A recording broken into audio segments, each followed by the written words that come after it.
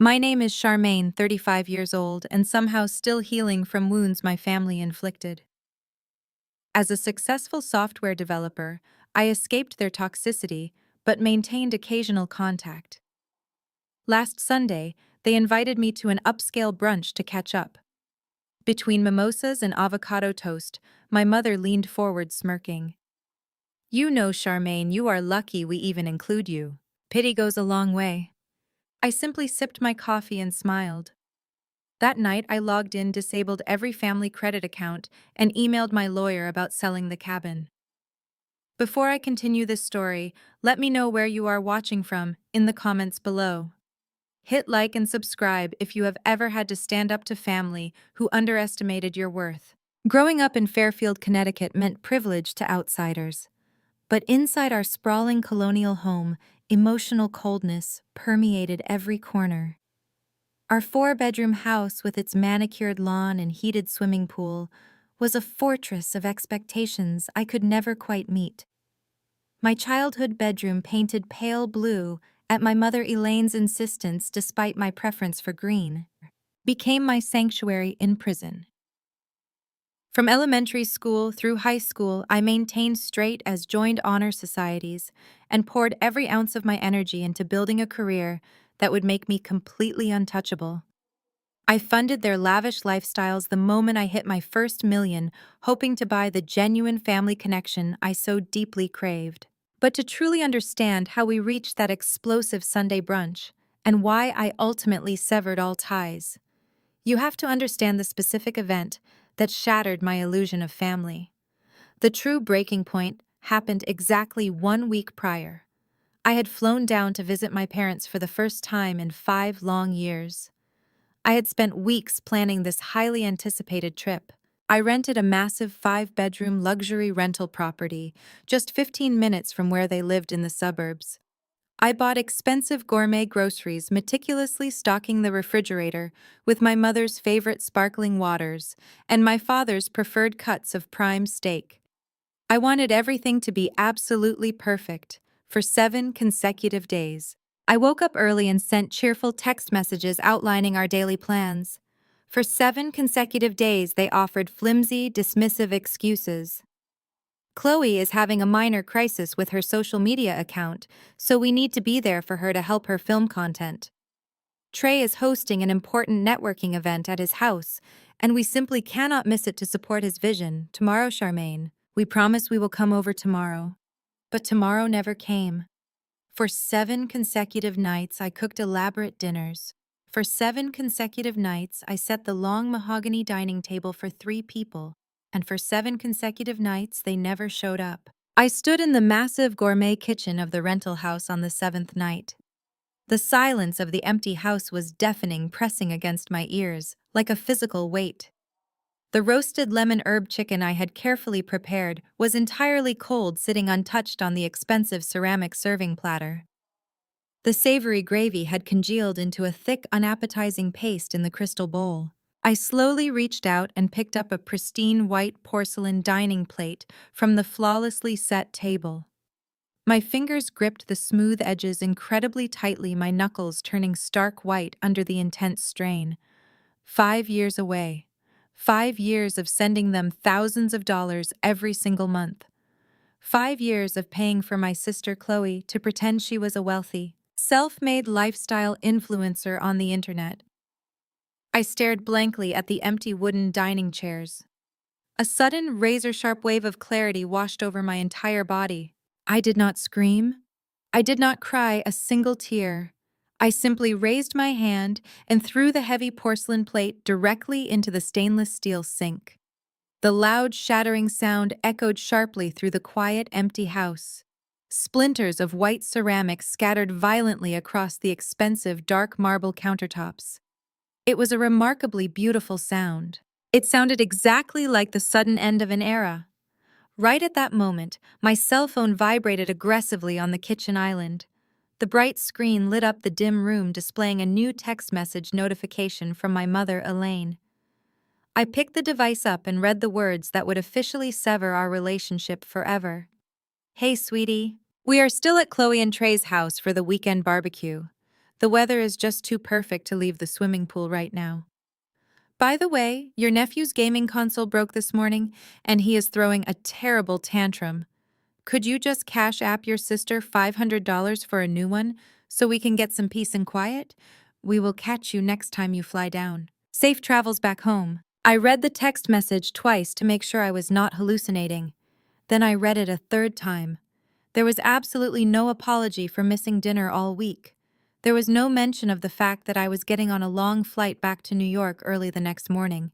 There was only a casual, cruel dismissal and a direct demand for cash. I was not a daughter to them. I was not a sister to Chloe. I was an automated teller machine. I was a blank checkbook they only bothered to open when they wanted to fund the golden child's perfect aesthetic lifestyle. I closed my eyes and took a very deep breath. When I opened them again, the desperate little girl who just wanted her mother's approval was completely dead. The woman standing in that kitchen was a senior executive software architect who managed multi-million-dollar corporate acquisitions daily. I unlocked my phone screen. I did not reply to her insulting message.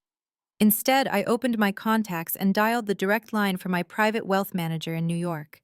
The phone rang twice before he picked up. "Good evening, Charmaine. It is a bit late on a Sunday. Is everything all right?" Jonathan asked. His voice was highly professional and immediately alert. "Everything is perfectly fine, Jonathan," I replied. My voice was steady, cold, and unnervingly calm. "I need to make some immediate administrative changes to my financial accounts.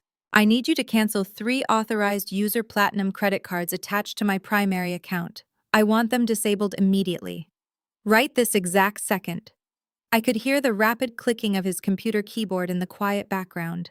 "Of course, Charmaine. Which cards are we canceling today?" "The cards issued to Elaine, my father Derek, and my sister Chloe. Flag them as permanently revoked by the primary account holder. I want you to freeze the credit limits and initiate a hard closure on those specific physical cards. If they try to swipe them at a restaurant, a luxury day spa, or a designer boutique, I want the terminal to decline the transaction immediately.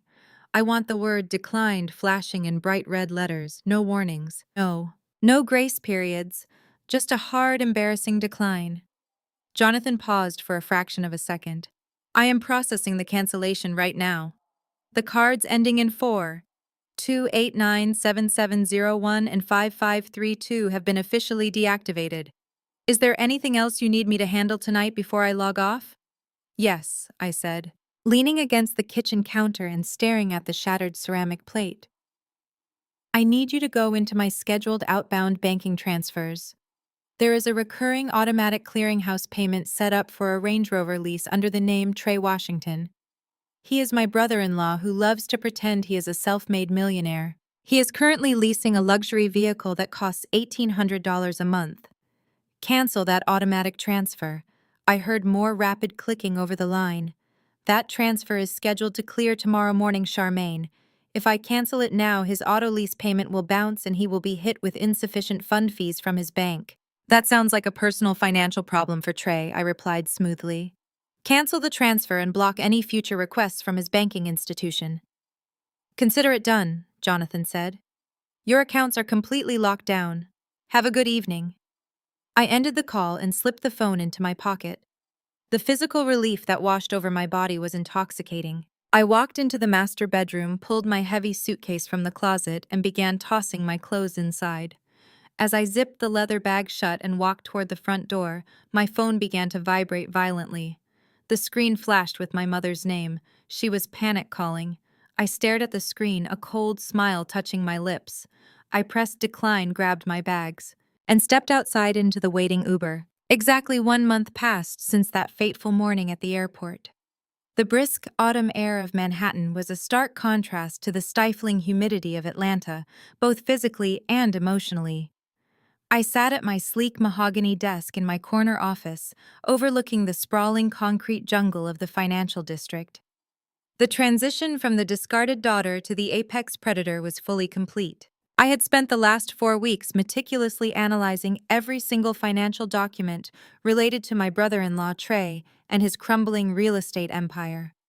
My team had worked around the clock aggressively, acquiring his debt portfolio, from various panicked lenders who were desperate to offload the toxic assets. At precisely 10 o'clock in the morning, my executive assistant Sarah knocked softly on my thick glass door. She stepped into the office looking incredibly uncomfortable. She was holding her personal tablet tightly against her chest. "Good morning, Charmaine," she said tentatively. "I am so sorry to interrupt your contract review, but I think there is something you really need to see right now. It is currently trending on several social media platforms." I put down my expensive fountain pen and leaned back in my ergonomic leather chair. "Show me," I instructed calmly. Sarah placed the tablet on my desk and pressed play on a recorded Instagram live video. The screen instantly filled with the perfectly contoured face of my older sister Chloe. She was sitting in what looked like the impeccably decorated living room of her expensive suburban home. She was wearing a stunning silk designer blouse that I had purchased for her birthday just 3 months ago. Her perfectly manicured hands were aggressively wiping away non-existent tears from her heavily made-up eyes. Chloe took a deep, trembling breath for maximum dramatic effect before speaking to her thousands of loyal followers. "Hey guys," she began, her voice quivering with fake vulnerability. "I just wanted to hop on here and have a really raw, honest conversation with you all today. A lot of you have been asking why my family has not been featured in my recent lifestyle vlogs. The truth is, we are going through a massive family crisis right now." She paused, biting her lower lip exactly the way she had practiced in the mirror since childhood. "It is just so incredibly painful to realize that someone you grew up with, someone you loved and supported unconditionally, could turn out to be so deeply toxic. My own sister, who makes millions of dollars working on Wall Street, has completely abandoned our aging parents. She cut them off financially without any warning, just because she is jealous of my success and my beautiful marriage to Trey. She is sitting in her fancy New York penthouse letting our parents suffer. It just goes to show that all the corporate money in the world cannot buy you a decent heart. Please protect your peace, guys. Toxic siblings are real." The comments scrolling rapidly at the bottom of the video were absolutely brutal. Thousands of strangers were fiercely defending my sister, calling me a narcissistic monster, a greedy sellout, and a disgrace to the community. They were blindly demanding that I be publicly exposed and cancelled for my supposedly horrific treatment of my loving family. Sarah reached forward and quickly paused the video, looking at me with wide, terrified eyes. "Charmaine, I can have the legal department draft a cease and desist letter immediately," she offered, her voice shaking slightly. "This is clear defamation. She is damaging your personal reputation and implying terrible things about your character." I stared at the frozen image of my sister's fake, tearful face. A slow, genuine smile spread across my lips. "No, Sarah," I said, my tone shockingly light. "Let her keep talking. Let her paint herself as the ultimate victim. The higher the pedestal she builds for herself on the internet, the harder the impact will be when I finally kick the foundation out from under her. You do not interrupt your enemy when they are in the process of destroying themselves." Sarah nodded slowly, picking up the tablet. "Are you absolutely sure, Charmaine? People are being incredibly cruel in those comment sections.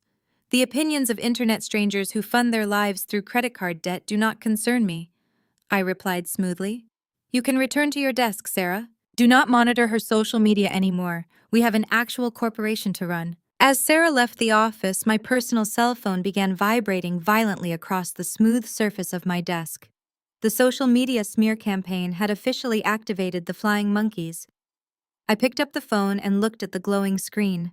I had 24 missed calls and 14 new voicemails. They were all from various aunts, uncles, and cousins back in Atlanta, who had clearly just watched Chloe's performance. I tapped the screen and played the first voicemail on speakerphone. It was my cousin Darius. "Charmaine, what the hell is wrong with you?" His angry voice echoed through my quiet office. "Aunt Elaine is in tears because of what you did. You think because you live in a big city and wear expensive suits, you are suddenly better than the people who raised you. You need to call your sister right now, apologize, and fix this mess. You are embarrassing the entire family name." I deleted the message before he even finished his self-righteous rant.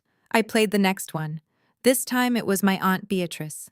Beatrice was the undisputed matriarch of the family gossip mill. She thrived on drama and positioned herself as the moral authority of our entire bloodline. Charmaine Denise. She barked into the phone, her voice dripping with pure disgust. I just saw what your sister posted on the internet.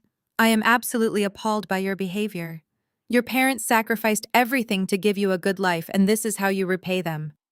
Trey is working tirelessly to build a legacy for our family, and you refuse to help him out during a minor financial rough patch. You are a cold, heartless woman.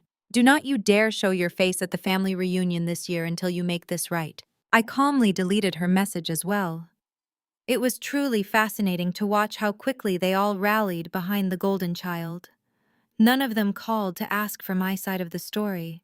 None of them questioned why a supposedly wealthy and successful influencer needed financial assistance from her estranged younger sister. They simply swallowed the lie because it perfectly fit the narrative my parents had established decades ago. Chloe was the beautiful, perfect angel, and I was the difficult, ungrateful workaholic. I silenced my phone and tossed it into my desk drawer. Let them leave their angry voicemails. Let them gossip at their Sunday church services. They were entirely oblivious to the massive financial guillotine that was currently hanging over their heads. My office door opened again. This time it was Victoria, my lead director of acquisitions. She looked sharp, focused, and completely unbothered by the petty family drama that was blowing up my phone. She walked briskly across the room and dropped a massive leather-bound folder directly onto the center of my desk. The acquisition is officially complete. Charmaine, Victoria announced, her voice radiating professional triumph. We successfully negotiated the buyout of Trey Washington's entire commercial debt portfolio from Apex Capital Solutions. The original lenders were absolutely thrilled to dump the toxic assets. They took a slight loss on the premium, but we secured the primary liens. All the legal documents have been aggressively vetted by our internal counsel and filed with the appropriate state authorities. I opened the heavy folder and slowly turned the crisp white pages. The numbers printed in bold black ink were staggering. Trey owed over $1.2 million. His company was entirely insolvent. But the most beautiful document in the entire folder was the final page. It was the original guarantor agreement signed by my father Derek and co-signed by my mother Elaine. It clearly stated that in the event of a total default, the creditor had the absolute legal right to seize the collateral asset. The collateral asset was their sprawling suburban home, the house I grew up in.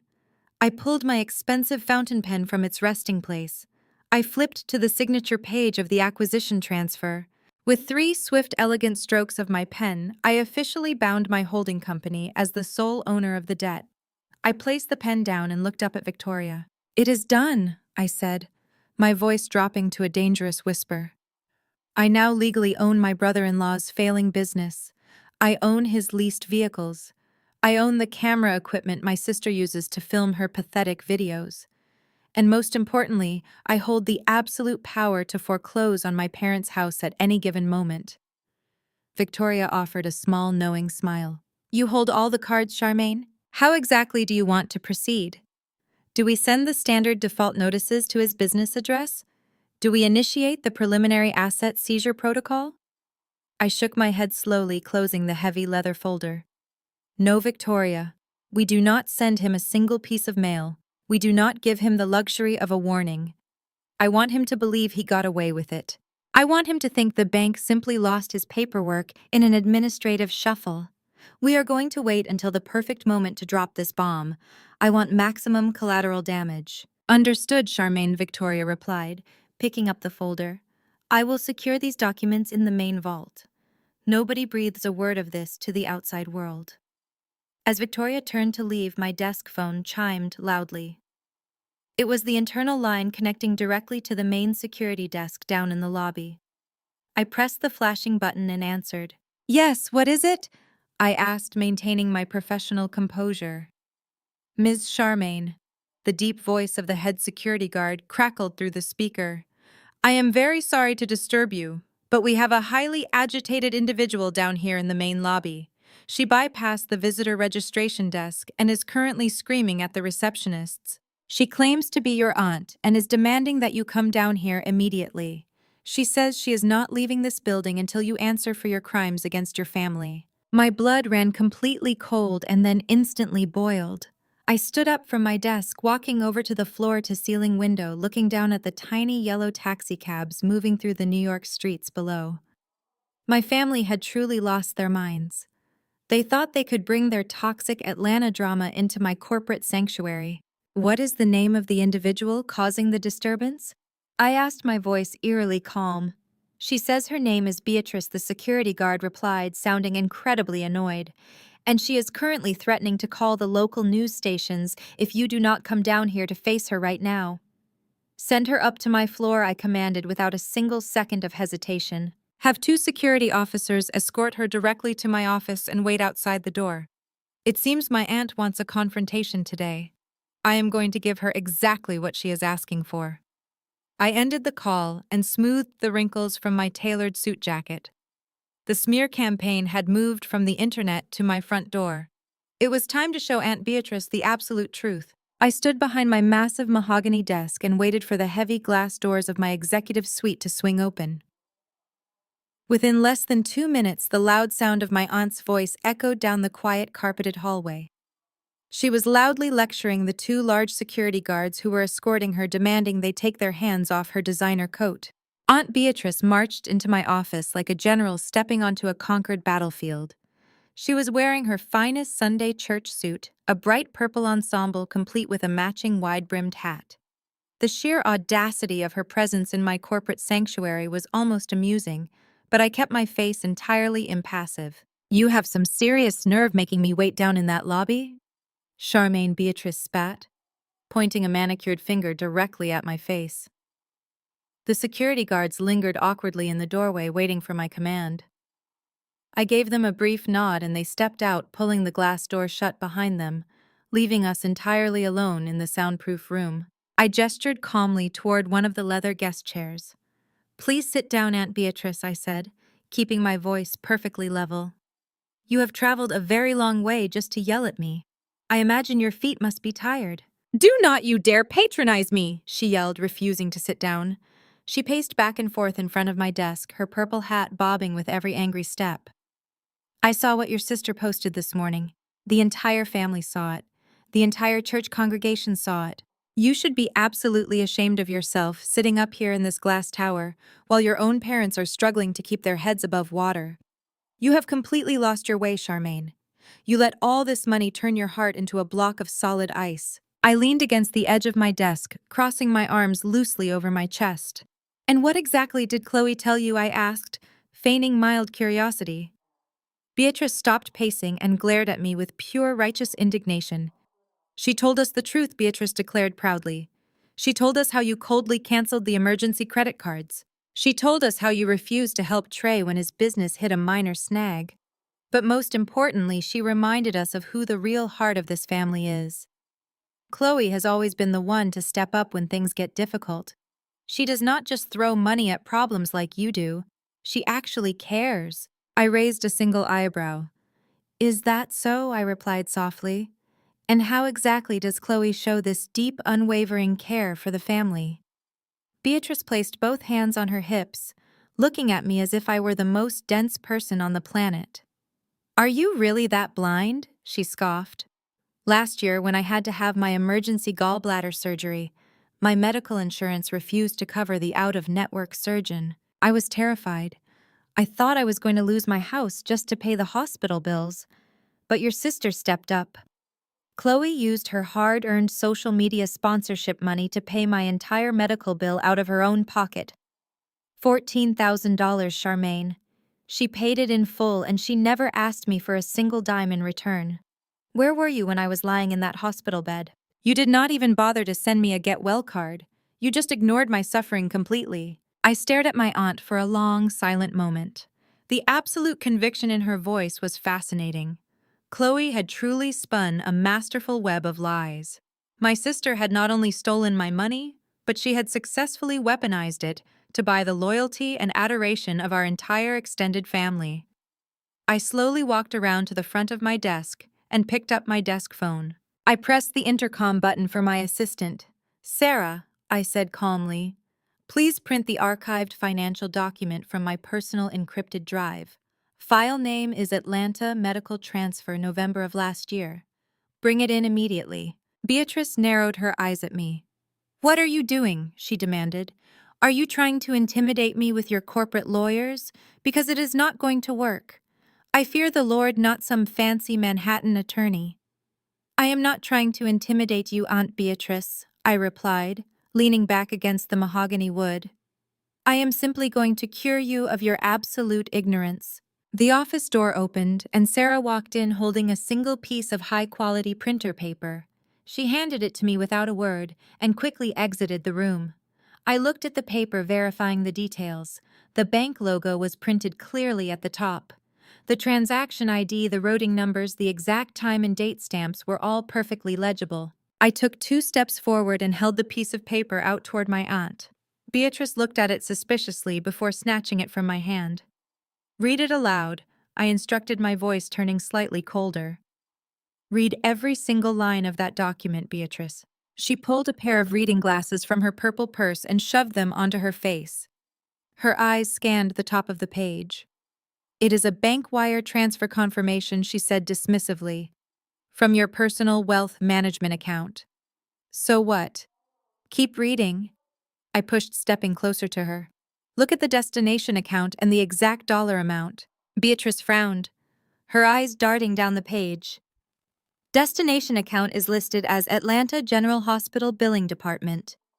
The memo line says payment in full for patient Beatrice Washington. Her voice suddenly faltered. She stopped reading aloud. I watched the blood slowly drain from her face.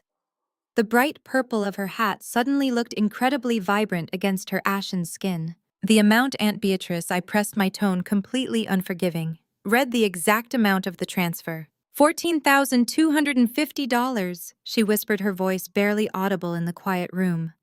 Her hands began to tremble slightly, causing the thick paper to rattle. It was processed on November 12th. That was the exact day before my surgery. I let the silence hang heavily in the air, allowing the devastating reality of the document to crush her righteous anger. That is correct, I finally said, stepping back. $14,250. Paid directly from my personal account to the hospital billing department. I sent it anonymously through my mother because I did not want you to feel indebted to me. I just wanted you to get the surgery you desperately needed. Beatrice looked up at me, her eyes wide with total confusion and dawning horror. But Chloe told everyone she paid it. She stammered. She said she got a massive brand deal with a cosmetics company and used the advance to clear my debt. My mother called me crying, saying Chloe had saved my life. Your mother lied, I stated bluntly. And your beloved niece lied. Chloe did not pay for your surgery, Beatrice. Chloe has not had a paying brand sponsorship in over 2 years. Her entire lifestyle is funded by the credit cards I just canceled. She took credit for my money to play the hero, and you all eagerly bought the tickets to her little theatrical performance. Beatrice stared at the piece of paper as if it had suddenly caught fire. Her mouth opened and closed, but no words came out. The fierce, gossiping matriarch of the family had been completely stripped of her moral high ground. All the venomous voicemails she had left me, all the terrible things she had said about me to the church congregation, they were all based on a massive calculated lie manufactured by the Golden Child. The next time you decide to march into my office and accuse me of abandoning my family, I suggest you bring a thank you card instead, I said, my voice slicing through the quiet room like a freshly sharpened blade. I will not tolerate being lectured by people who blindly worship a fraud. You can keep that piece of paper, Aunt Beatrice. Take it back to Atlanta, show it to the rest of the family. Or keep it to yourself to protect Chloe's precious reputation. I honestly do not care what you do with it anymore. Beatrice slowly folded the piece of paper, her hands shaking violently. She looked utterly defeated. The aggressive fire in her eyes had been entirely extinguished, replaced by a deep, humiliating shame. She opened her mouth to speak, perhaps to apologize, but I cut her off. My security guards will escort you back down to the lobby, I said, gesturing toward the door. Have a safe flight back home, Aunt Beatrice. And please tell Chloe her acting skills are truly remarkable. She should consider a career in Hollywood once her fake influencer empire completely collapses. Aunt Beatrice did not say a single word. She turned around, her shoulders slumped heavily, and walked slowly out of my office. She looked 10 years older than when she had marched in. I watched the heavy glass door swing shut behind her, feeling an immense wave of satisfaction. Destroying their false narrative was even more intoxicating than acquiring a multi-million-dollar company. I walked back to my desk and picked up my expensive pen, ready to review the final details of Trey's debt portfolio. But before the nib of the pen could even touch the contract paper, my desk phone lit up again. I sighed and pressed the intercom button. "Sarah, what is it now?" I asked. "Has another relative arrived to yell at me?" "Actually, Charmaine," Sarah said, her voice sounding slightly panicked. "The lobby security team just called up again. They are dealing with a situation in the executive parking garage beneath the building. A man managed to tailgate one of our senior partners through the private security gate. He is refusing to leave the premises. He told the guards his name is Trey Washington. He claims he is your brother-in-law, and he is aggressively demanding that you come down to the garage right now. The guard said he looks completely desperate, and he is shouting that he needs $200,000 immediately, or he is going to make a massive scene." I slowly placed my pen back onto the mahogany desk. A cold, razor-sharp smile spread across my face. Aunt Beatrice had just been the opening act. The main event had finally arrived in New York. "Tell the security team to stand down, Sarah," I instructed, my voice dangerously calm. "Tell them to keep him contained in the lower level of the garage. I will be down there in exactly 5 minutes to handle Mr. Washington personally. Let the games begin." The elevator doors slid shut, cutting off the noise. I pressed the button for the lower-level parking garage, watching the digital numbers count down. The polished steel reflected my tailored suit and calm expression. Aunt Beatrice had been driven by misguided loyalty and foolish gossip, but Trey was an entirely different breed of parasite. He was driven by pure, unadulterated desperation. The financial walls were closing in on him, and he had flown to New York to squeeze blood from a stone. The elevator chimed, and the heavy metal doors parted, revealing the dimly lit expanse of the garage. My designated parking spot was located near the security booth, but I spotted him pacing between two concrete pillars. Trey Washington was a man who obsessed over presenting an alpha male image to the world. But the man pacing in my parking garage looked completely unraveled. The moment he heard the click of my heels against the concrete, he stopped pacing and whipped his head in my direction. He marched toward me with menacing aggression. But I stood my ground, holding my briefcase and staring at him as if he were a stray dog on my property. "Charmaine," he barked, his voice echoing off the concrete walls. "Tell these rent-a-cops to back off right now." The two security guards stationed near the booth took a step forward, hands near their belts ready to intervene. I raised a single hand, giving them the signal to hold their position. They nodded and stepped back but kept their eyes locked on Trey. "You have exactly 3 minutes to explain why you are trespassing on corporate property, Trey," I said, my voice dropping to a dangerously calm octave. "And you better lower your voice before I have you arrested for harassment."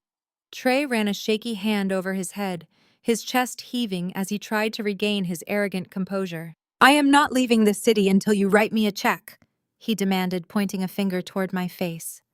"I need $200,000 wired directly into my business account by the end of the day. I do not want to hear any of your typical financial lectures. I do not want to hear any excuses. You have the money, and I need it right now." I let out a sharp, amused laugh. The sheer audacity of his demand was impressive. "You break into my building, you scream at my security staff, and you demand $200,000 as if ordering a fast food meal," I replied, shaking my head. "You have truly lost your mind, Trey. You are completely delusional." He took another step closer, invading my personal space. The scent of stale airport coffee and nervous sweat radiated off his suit. "I am not playing games with you, Charmaine," he hissed through clenched teeth. "I am a chief executive officer handling multi-million-dollar development projects. I just hit a temporary liquidity issue because a major investor pulled out at the last minute. It is just a temporary cash flow problem. If you front me the $200,000, I can bridge the gap and save my company. You make that much money in a single week. It is pocket change to you." I looked him up and down, analyzing every micro expression of panic on his face. You are not a chief executive officer? Trey, I stated coldly, stripping away his beloved title. You are a glorified con artist who uses my parents' money to lease expensive cars and buy fake followers for your wife. A real businessman does not fly across the country to beg his estranged sister-in-law for a bailout. A real businessman secures legitimate funding. I am not giving you $200,000. I am not giving you 200 pennies. Your financial mismanagement is not my responsibility. Now turn around, walk out of this garage, and go back to Atlanta before I have you forcibly removed. The veins in Trey's neck bulged, and his face contorted into an ugly mask of rage. He realized his aggressive alpha male routine was failing. He could not intimidate me, and he could not bully me. So he quickly pivoted to his ultimate trump card. The blackmail he was absolutely certain would force my hand. He let out a harsh, breathless chuckle, stepping back and crossing his arms. His arrogant smirk slowly returned, though it looked fragile and desperate. You are going to give me that money, Charmaine, he sneered, his voice dripping with malicious confidence. You are going to wire it to me today, because if you do not, you will be the reason your precious mommy and daddy end up sleeping on the street. I maintained my perfectly blank expression, not giving him a single ounce of the reaction he was seeking. What exactly are you talking about? I asked, feigning mild ignorance. Trey grinned, believing he had backed me into an inescapable corner. My commercial loan is secured by a collateral asset, he explained, speaking slowly as if explaining a simple concept to a child. And since I did not have enough equity, your parents stepped up to help their favorite son-in-law. Derek and Elaine co-signed my loan. They leveraged their retirement fund and placed a secondary lien on their house to guarantee my business venture. If my company goes under today, the bank does not just take my business. The bank seizes their house. The bank takes every single penny they have saved for 40 years. He took a triumphant step forward, tapping his temple with his index finger. You see, Charmaine, I know exactly how you operate. You might pretend to be this cold, heartless Wall Street shark who does not care about anyone, but I know the truth. You spent the last 5 years paying their bills just to buy their love. You crave their approval like a starving dog. You would never let them lose the family home. You would never let them become homeless. So you are going to write me that check right now, because it is the only way to save them. The silence in the underground garage was profound. He stood there with a smug, victorious expression, convinced he had brilliantly outmaneuvered a senior corporate acquisitions director. I reached into my pocket and pulled out my car keys. I pressed the unlock button, and the headlights of my black luxury sedan flashed in the dim garage, illuminating Trey's sweating face. I walked past him, heading directly toward my vehicle. You are an incredibly stupid man, Trey, I said, my voice echoing softly off the concrete walls.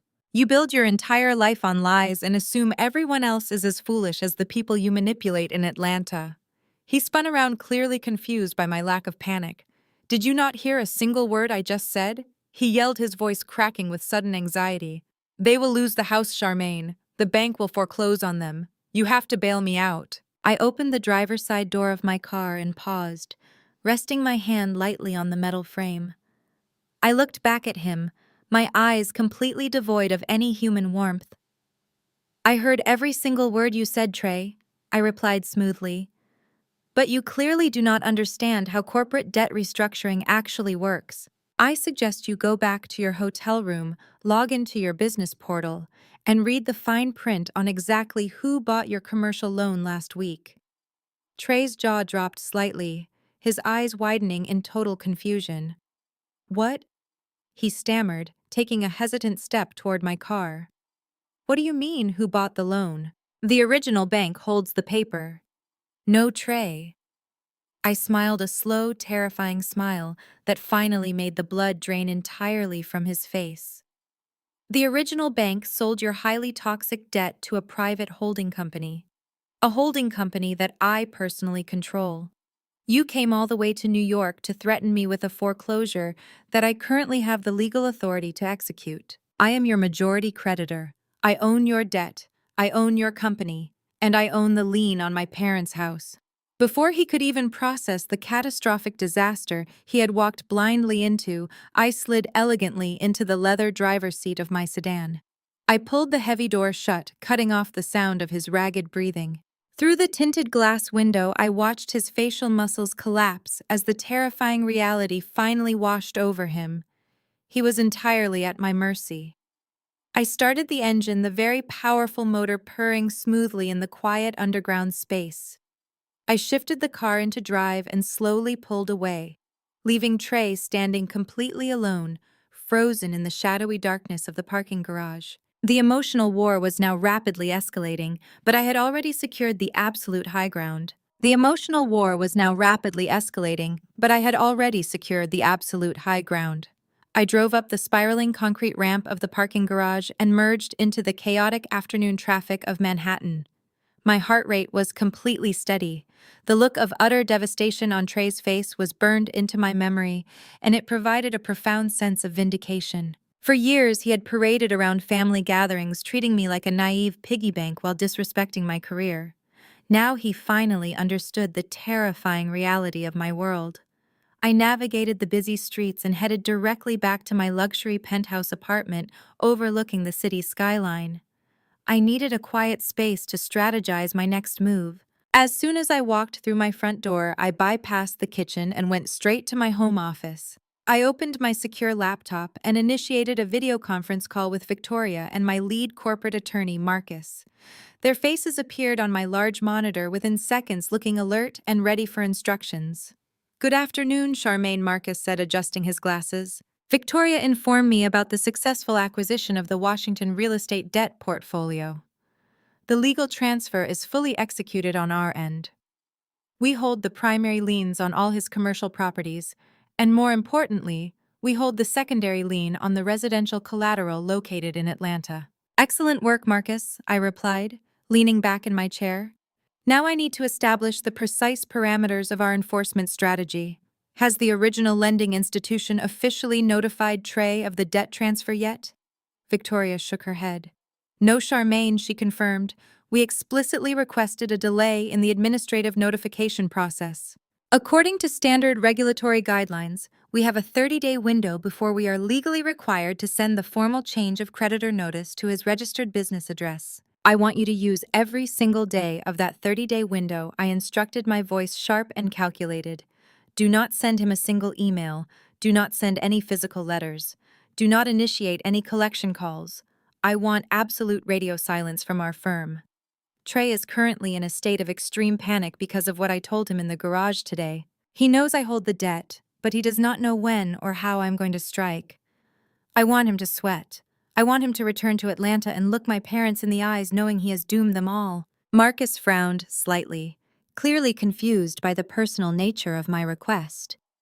"It is highly unusual to delay the demand for payment on a defaulted account of this magnitude," he warned cautiously.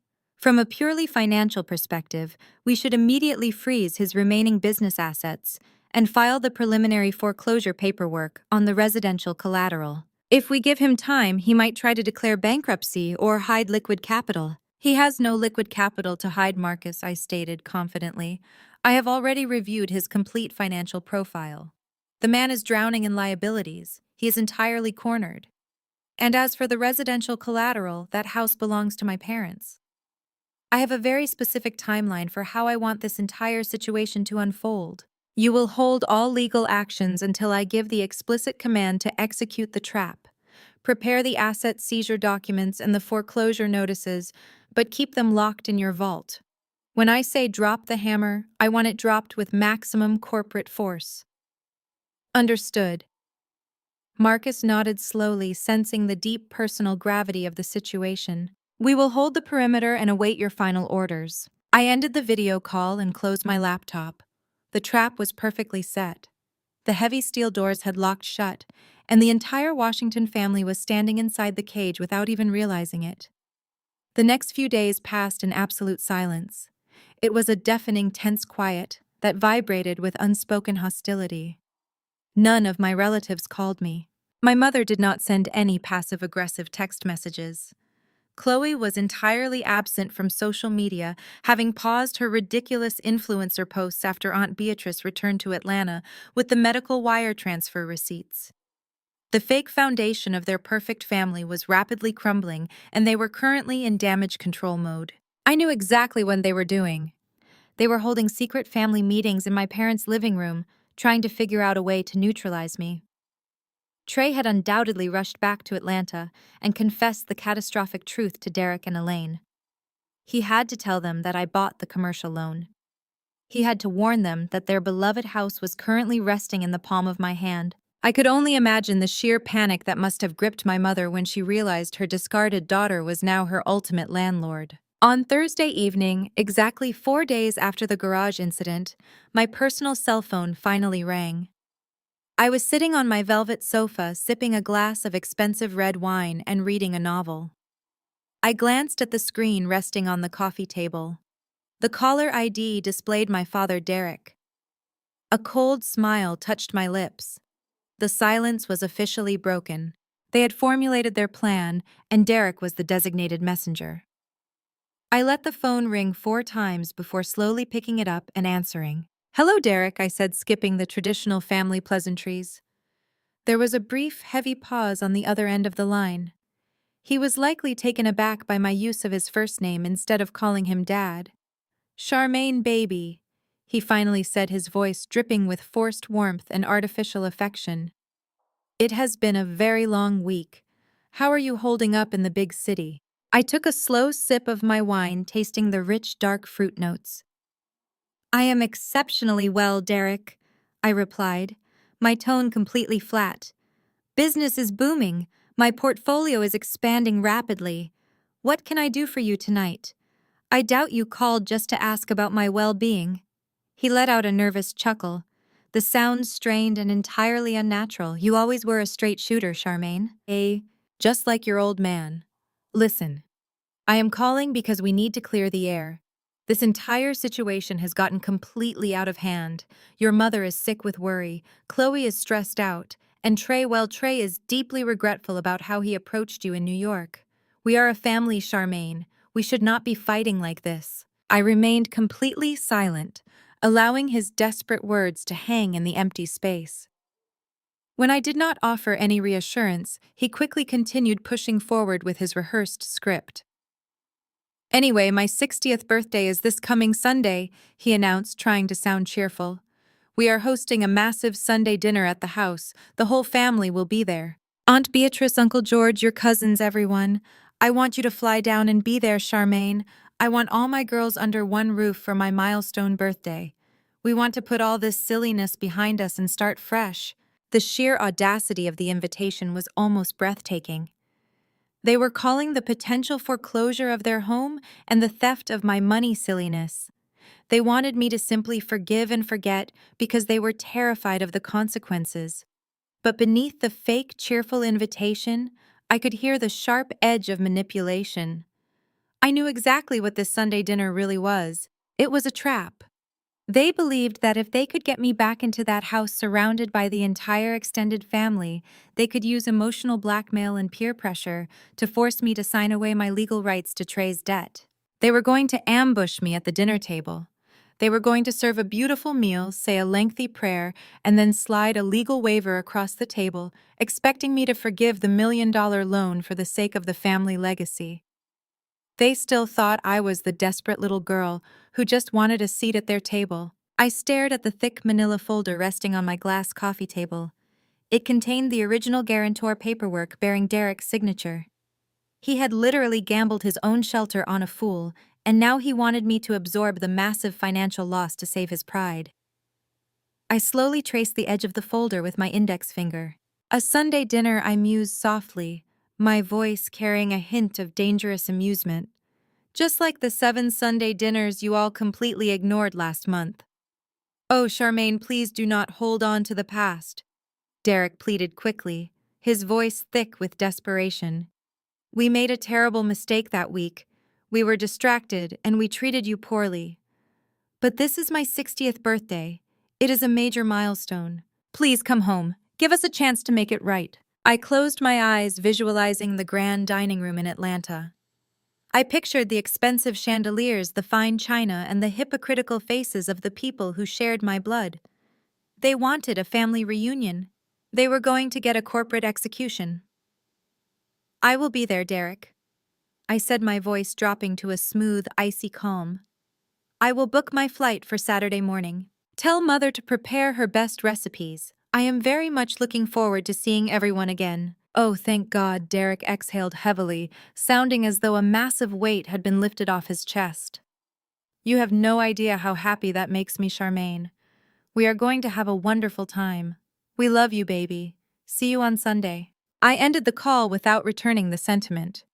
I placed the phone back onto the table and picked up the guarantor documents. I read the legal clauses detailing the absolute right of asset seizure in the event of default. They thought they were luring a wounded deer back into the woods, but they were actually inviting a starving wolf into their living room. I finished my glass of wine and began mentally packing my bags. The war was moving back to Atlanta, and this time I was not going to leave until the entire fake empire was burned completely to the ground. Saturday morning arrived with a crisp chill in the Manhattan air. I wore a tailored emerald green suit, the exact color my mother had forbidden me from painting my childhood bedroom. It was a subtle act of rebellion, but today was all about symbolism. I locked my penthouse and took the private elevator down to the waiting town car. The drive to John F. Kennedy International Airport was quiet. My mind was razor-sharp, perfectly focused on the execution of my corporate strategy. I bypassed the main terminal and headed straight for the private luxury lounge. I sat in a high-backed leather chair sipping black coffee and running my fingers over the smooth leather of my briefcase. Inside that briefcase was the absolute destruction of the Washington family facade. The flight to Atlanta was incredibly smooth.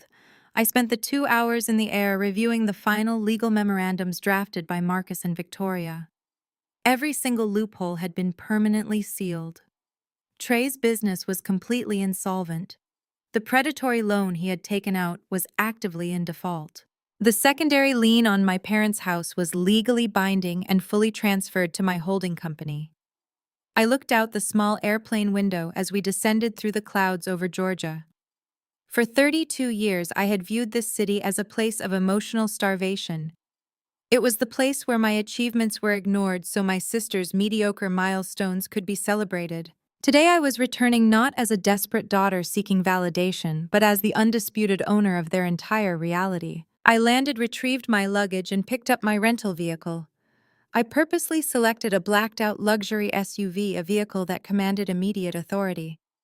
The drive from the airport to the affluent northern suburbs took roughly 45 minutes. As I navigated the familiar winding roads lined with towering oak trees and perfectly manicured lawns, a strange sense of detachment washed over me. I was driving through a neighborhood of millionaires and people who desperately pretended to be millionaires. My parents fell firmly into the latter category. They had purchased their sprawling colonial home at the absolute height of the market, determined to project an image of black excellence to their peers. I turned onto my parents' street and slowly approached the house. The wide, circular driveway was packed with expensive vehicles. I immediately spotted Trey's leased Range Rover sitting proudly near the front door. The automatic bank transfer for that vehicle had already bounced twice this week, resulting in massive penalty fees, but Trey was still parading it around as a status symbol. Parked right next to it was Chloe's pristine white luxury crossover. I pulled my SUV onto the edge of the manicured lawn, shifted into park, and turned off the engine. I took one final deep breath, adjusting the lapels of my emerald suit. I grabbed my leather briefcase and stepped out into the warm southern humidity. I walked up the long brick pathway to the heavy wooden front door. I could hear the loud sounds of a massive party echoing from the backyard patio. Laughter, the clinking of glass, and the heavy bass of rhythm and blues music drifted through the air. I did not bother knocking. I pushed the front door open and stepped into the grand foyer. The house looked exactly the same as it had 5 years ago. The massive crystal chandelier hung from the vaulted ceiling. The expensive Persian rugs covered the hardwood floors. It was a beautiful, expensive house that was currently being held together by nothing more than my signature on a corporate debt acquisition document. I walked toward the main living room where a large group of relatives had gathered. The very first person I saw was my sister Chloe. She was standing near the large stone fireplace, holding a bright circular ring light and her latest smartphone. She was wearing a stunning designer dress and actively broadcasting a live video to her followers.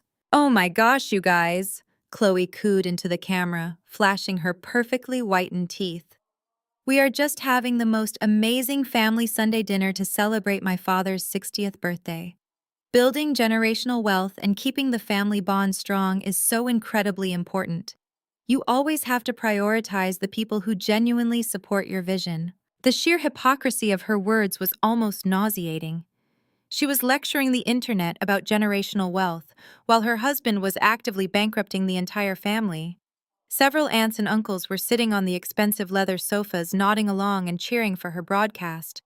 They were all completely intoxicated by the illusion. Then someone finally noticed me standing in the shadow of the hallway. It was Aunt Beatrice. The moment she made eye contact with me, the cheerful smile instantly vanished from her face. She stiffened, dropping her plastic cup of punch onto the coffee table. The sudden movement drew the attention of the other relatives. One by one, they turned to look at me, and the lively conversation in the room abruptly died out. Chloe lowered her ring light, noticing the sudden awkward silence. She turned around and saw me. Her eyes widened slightly, and a flash of genuine panic crossed her perfectly contoured face. She quickly tapped her phone screen, abruptly ending her live broadcast. "Charmaine," she said, her voice tight and completely lacking any sisterly warmth. "You actually came." I offered a cold, polite smile, stepping fully into the brightly lit room. "I would not miss my father's milestone birthday for the world, Chloe," I replied, my voice echoing slightly in the quiet room. "Where are the guests of honor?" Before Chloe could answer, my mother, Elaine, emerged from the kitchen. She was carrying a massive silver platter of catered appetizers. When she saw me, she froze perfectly still. For a fraction of a second, I saw pure, unadulterated fear in her eyes. She knew I had canceled the credit cards. She knew I was angry. But she did not know the true extent of the financial devastation I had orchestrated. Elaine quickly recovered, pasting on a tight, artificial smile. She placed the heavy silver platter onto the dining table and marched directly toward me. She did not offer a hug or a kiss on the cheek. Instead, she firmly grabbed my upper arm, her beautifully manicured acrylic nails digging painfully into the expensive fabric of my suit jacket. She quickly pulled me away from the crowded living room and dragged me into the empty hallway near the downstairs guest bathroom. As soon as we were out of earshot, the fake smile melted completely off her face. "Listen to me very carefully," Charmaine Elaine hissed, her voice a harsh, aggressive whisper. "I do not know why you suddenly decided to show up here after the disgraceful way you have been acting, but you are going to behave yourself today. Your father has a lot of very important colleagues and business partners out on the patio right now. You are going to put a smile on your face. You are going to mingle nicely with the family. And you are absolutely not going to mention a single word about your little temper tantrum with the bank accounts. Do you understand me?" I looked down at her hand gripping my arm. I slowly reached up and peeled her fingers off my jacket one by one. Her grip was strong, but my resolve was made of titanium. "I am perfectly calm, Mother," I replied, brushing the invisible wrinkles from my sleeve. "I have absolutely no intention of throwing a temper tantrum. I am simply here to participate in the family legacy. I am here to discuss our shared financial future." Elaine narrowed her eyes, clearly suspicious of my calm demeanor. "Just stay out of Trey's way," she warned harshly. "He has some major investors here today, and he needs to project confidence. He does not need you glaring at him and ruining his networking opportunities." I smiled a genuine, terrifying smile. "I would never dream of ruining Trey's networking opportunities, Mother. In fact, I am very eager to see him in action." I turned my back on her and walked through the kitchen, pushing open the heavy glass doors leading out to the massive backyard patio. The Georgia heat hit me instantly, but I did not break a sweat. The backyard was packed with over 50 guests. A bartender was mixing expensive cocktails near the swimming pool, and a catering team was setting up a massive buffet of soul food and grilled meats. I scanned the crowd, instantly locking eyes with my father, Derek. Derek was standing near the outdoor bar holding a glass of dark liquor, laughing loudly at a joke someone had just told. When he saw me, his face lit up with that fake, exaggerated warmth he always used when he wanted something from me. "Charmaine, baby," he yelled, opening his arms wide and walking toward me. "You made it. My beautiful, successful daughter is finally home." He wrapped his arms around me in a tight, crushing hug. The smell of expensive cologne and strong bourbon washed over me. I stood perfectly rigid, not returning the embrace. When he pulled back, he kept his hands on my shoulders, looking at me with feigned adoration. "I am so glad you decided to come home," he said, lowering his voice so the nearby guests could not hear. "We are going to have a wonderful dinner today. We are going to fix everything." "I am sure we will fix everything, Derek," I agreed smoothly, holding my briefcase tightly against my side. "Where is Trey? I thought he was hosting important investors today." Derek's smile faltered for a fraction of a second, his eyes darting nervously toward the far corner of the patio. "Trey is just handling some last-minute business details inside," he lied smoothly. "He will join us for dinner soon. Come on, let me get you a drink. You must be exhausted from your flight." I declined the drink and stepped away from him, choosing to stand near the edge of the swimming pool to observe the crowd. The entire event was a meticulously crafted stage play, and I was the primary target. I watched the interactions quietly. Aunt Beatrice was actively avoiding making eye contact with me, hiding behind a group of church friends. Chloe was back on her phone, ignoring her husband and her child. But my eyes remained strictly focused on the large glass doors leading to my father's private study.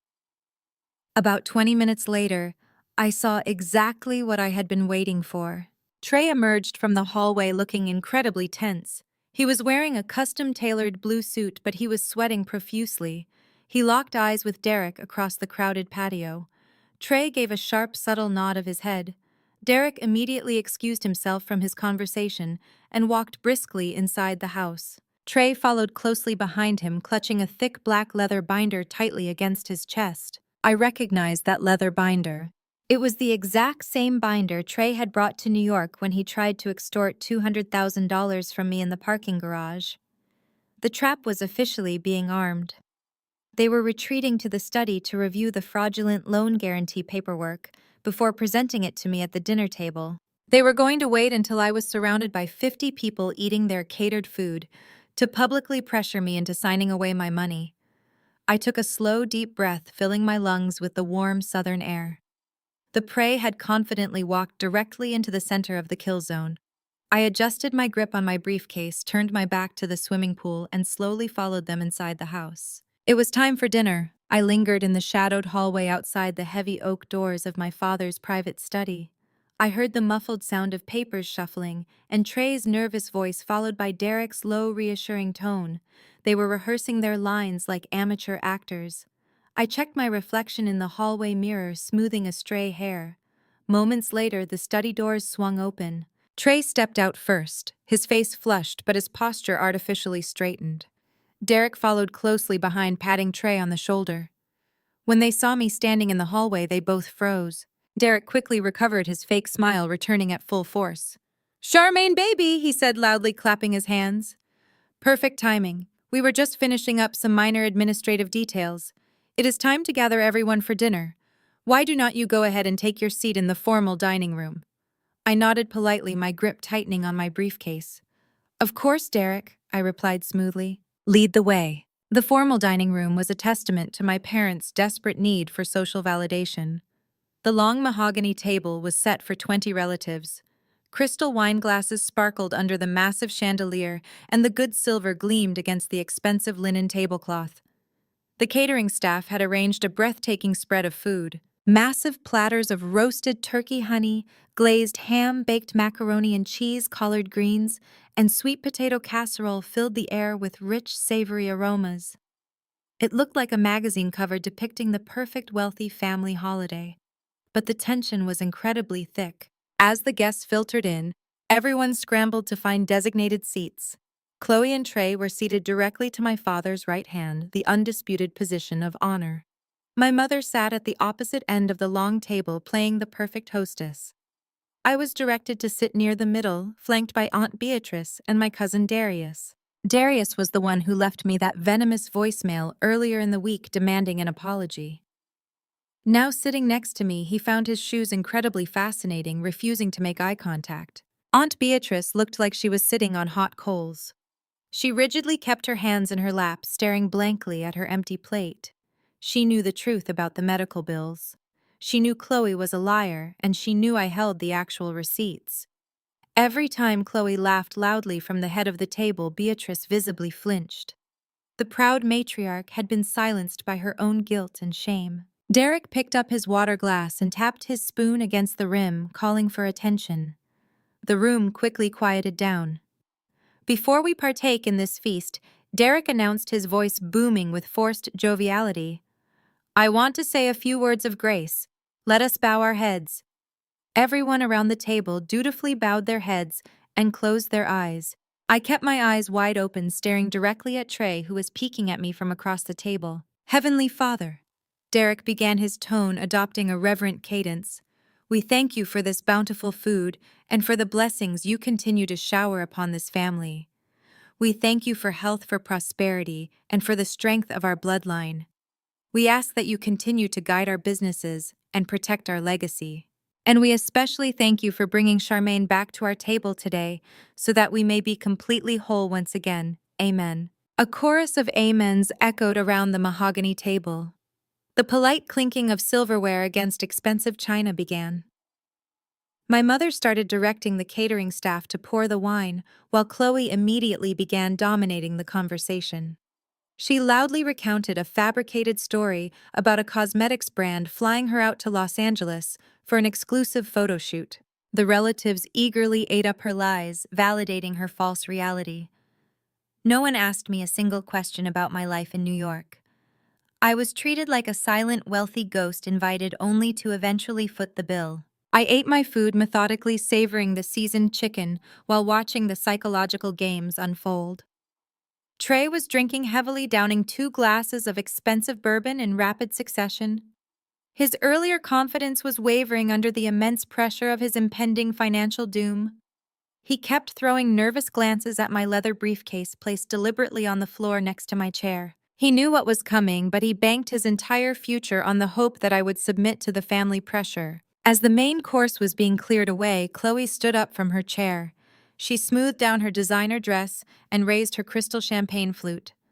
The room instantly fell silent, giving the golden child their undivided attention.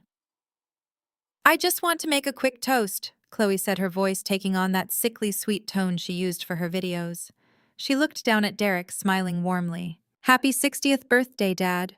You and Mom have built such an incredible life for us. You taught us the true meaning of hard work. Chloe paused, letting her gaze sweep across the table until her eyes locked directly onto mine. Her smile sharpened, turning into a subtle weapon. Some people out there think that money is the only thing that matters, she continued, her voice laced with heavy implication. Some people think that having a fancy job or a big bank account makes you superior, but Trey and I know the real truth. We know that real wealth is family. Real wealth is being there for each other through thick and thin and never turning your back on blood. The relatives murmured their enthusiastic agreement, raising their glasses in the air. Cheers to family, they echoed, blindly oblivious to the hypocrisy of the statement. Chloe took a delicate sip of her champagne and sat back down, looking pleased with her passive-aggressive performance. She had successfully painted herself as the moral center of the family while silently branding me as the greedy outsider. It was a masterful stroke of manipulation designed to soften me up for the final blow. Right on cue, Derek stood up to address the table. He buttoned his suit jacket, puffing out his chest with manufactured pride. Thank you, my beautiful Chloe, he said, wiping a fake tear from his eye. That means the world to me. And speaking of family and the future, I actually have a very important announcement to make tonight. Since I have reached this milestone age, I have been thinking a lot about the legacy of the Washington family. The room grew entirely still. Even the catering staff stopped moving. I leaned back slightly in my chair, crossing my legs and waiting for the punchline. I want to make sure that the wealth and stability I have built over the past 40 years is securely passed down to the next generation, Derek proclaimed loudly in the grand room. I want to ensure that my grandson has a solid foundation when he grows up. Therefore, I have officially decided to put this entire house and the surrounding property into an irrevocable family trust in his name. A collective gasp of admiration rippled around the dining table. Several aunts clapped their hands together, praising Derek's generosity and forward thinking. Chloe covered her mouth, feigning absolute shock and gratitude. "Oh my God, Dad!" she squealed, reaching out to grab his hand. "That is the most amazing gift." Trey forced a wide grin, nodding his head enthusiastically, as if he had not just spent the last 20 minutes orchestrating this exact announcement. But Derek was not finished. He held up a hand, asking for quiet. Now, in order to finalize the trust and secure some minor administrative details regarding the estate, we need to make sure all our current business ventures are perfectly aligned. He looked down at Trey, giving him the final signal. Trey cleared his throat, sitting up extremely straight in his chair. He reached under the table and pulled out the thick black leather binder. He slid the heavy binder across the polished mahogany wood. It stopped exactly in front of my plate. The dark leather contrasted sharply with the white linen tablecloth. Every single pair of eyes in the room slowly shifted from Trey to me. The heavy silence felt like a physical weight pressing down on my shoulders. "Charmaine," Trey said, his voice dripping with fake humility. "As you know, my real estate firm is expanding rapidly. We are on the verge of closing a massive commercial deal that will secure the family legacy for decades to come." He gestured toward the black binder. "But we hit a tiny administrative snag with the primary lender. Because Dad is restructuring his assets to create the trust for my son, the bank just needs a simple secondary guarantor to sign off on a minor business loan restructure. It is just a formality, really." Elaine silently demanded my signature. She leaned forward, her elbows resting heavily on the white linen tablecloth. "Sign the document, Charmaine," she commanded, her voice carrying a sharp edge of maternal authority that she incorrectly assumed still held power over me. "It is the absolute least you can do after the disgraceful way you treated this family last month. We covered up your little temper tantrum with the credit cards to save you from public embarrassment, but it is time for you to be a team player.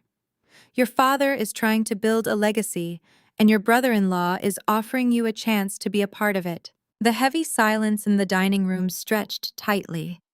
Every single relative was watching me closely. Cousin Darius shifted uncomfortably in his seat next to me, letting out a quiet sigh of deep disapproval. Uncle George, sitting right across the table, crossed his arms over his chest, shaking his head as if my hesitation was a personal insult to the entire bloodline. They were all participating in this coordinated ambush. They genuinely believed that the intense peer pressure of a crowded Sunday dinner would force me to blindly sign a financial contract just to keep the peace. I slowly lowered my gaze to the thick black leather binder resting on the table. A high-quality silver pen was tucked neatly under the flap. I did not reach for the pen. I did not even lean forward to read the visible text on the top page. I already knew exactly what those papers were. They were not a minor administrative update.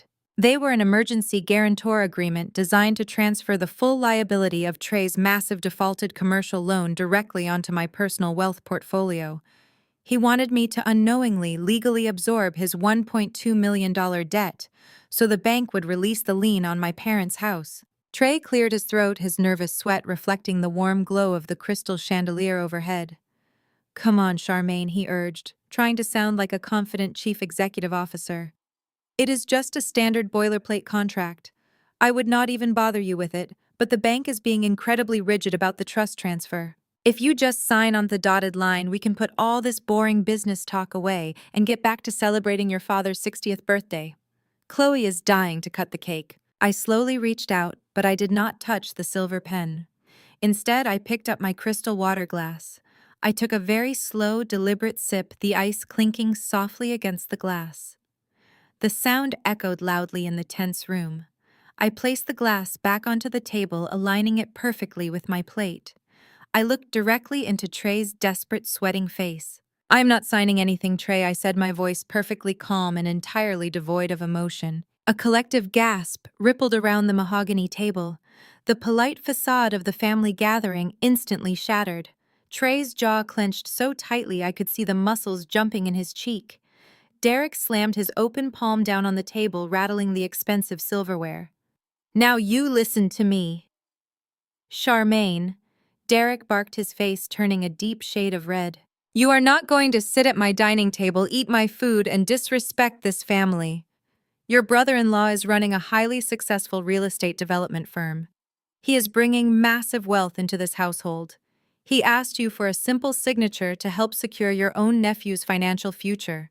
You are being incredibly selfish and bitter." Elaine quickly chimed in, her voice rising to a shrill pitch. "You have always been like this, Charmaine.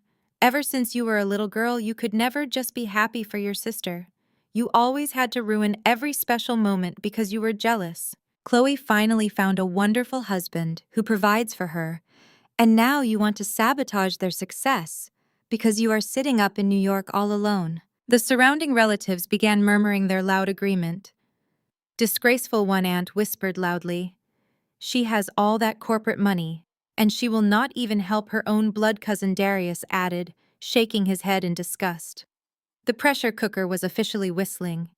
They were trying to break my spirit using the exact same psychological tactics they had used throughout my entire childhood. They wanted me to feel small, isolated, and desperate for their approval. But I was not that frightened little girl in the pale blue bedroom anymore. I was an apex predator, and I was currently holding the absolute legal right to destroy their entire reality. I did not raise my voice. I did not flinch under their collective glare. I simply turned my attention away from Trey and focused my cold stare directly on my father. "Derek," I said, slicing through the chaotic murmurs with the sheer icy authority in my tone. "You cannot put this house into a family trust for your grandson." Derek scoffed loudly, waving his hand in the air. "Oh, really?" he mocked, glaring at me. "And why is that, Charmaine? Are you going to call your fancy Wall Street lawyers and try to sue me for a piece of the inheritance? Because let me tell you right now, you are not getting a single dime of this estate. Everything I own is going to Chloe and her boy. You made your choice when you canceled those credit cards." I smiled, a slow, terrifying smile that made the confident mockery die instantly in his throat. "I am not looking for an inheritance, Derek," I replied smoothly. "I am stating a legal fact. You cannot put this property into an irrevocable trust." Before Derek could even process my words, Chloe exploded. She pushed her chair back violently, the wooden legs screeching loudly against the polished hardwood floor. She stood up, her face contorted with pure, unadulterated rage. Her perfectly crafted influencer persona completely vanished, replaced by the vicious, spoiled golden child I had known my entire life. "Are you seriously this pathetic, Charmaine?" Chloe screamed, pointing a shaking finger at my face. "Are you actually this incredibly jealous of my beautiful life? You cannot stand the fact that Dad is giving the family home to my son. You cannot stand the fact that Trey is a successful businessman while you are just a lonely, miserable workaholic who has to buy friends." She slammed both of her hands down onto the mahogany table, leaning aggressively toward me. "This is my father's house," Chloe declared, her voice echoing into the adjoining rooms, causing the guests on the patio to fall silent. "He worked his entire life to buy this beautiful home. He pays the mortgage. He pays the taxes. He can do whatever he wants with his property. He wants to give it to my family because we actually love him. We actually show up for him. You do not get to come down here after 5 years of ignoring us and dictate what my father does with his own assets." Elaine nodded vigorously, dabbing her dry eyes with a linen napkin. "Tell her," Chloe Elaine encouraged loudly. "Tell her the absolute truth. You are nothing but a bitter, toxic outsider." Chloe continued, her voice dripping with venom. "You think your money gives you power over us.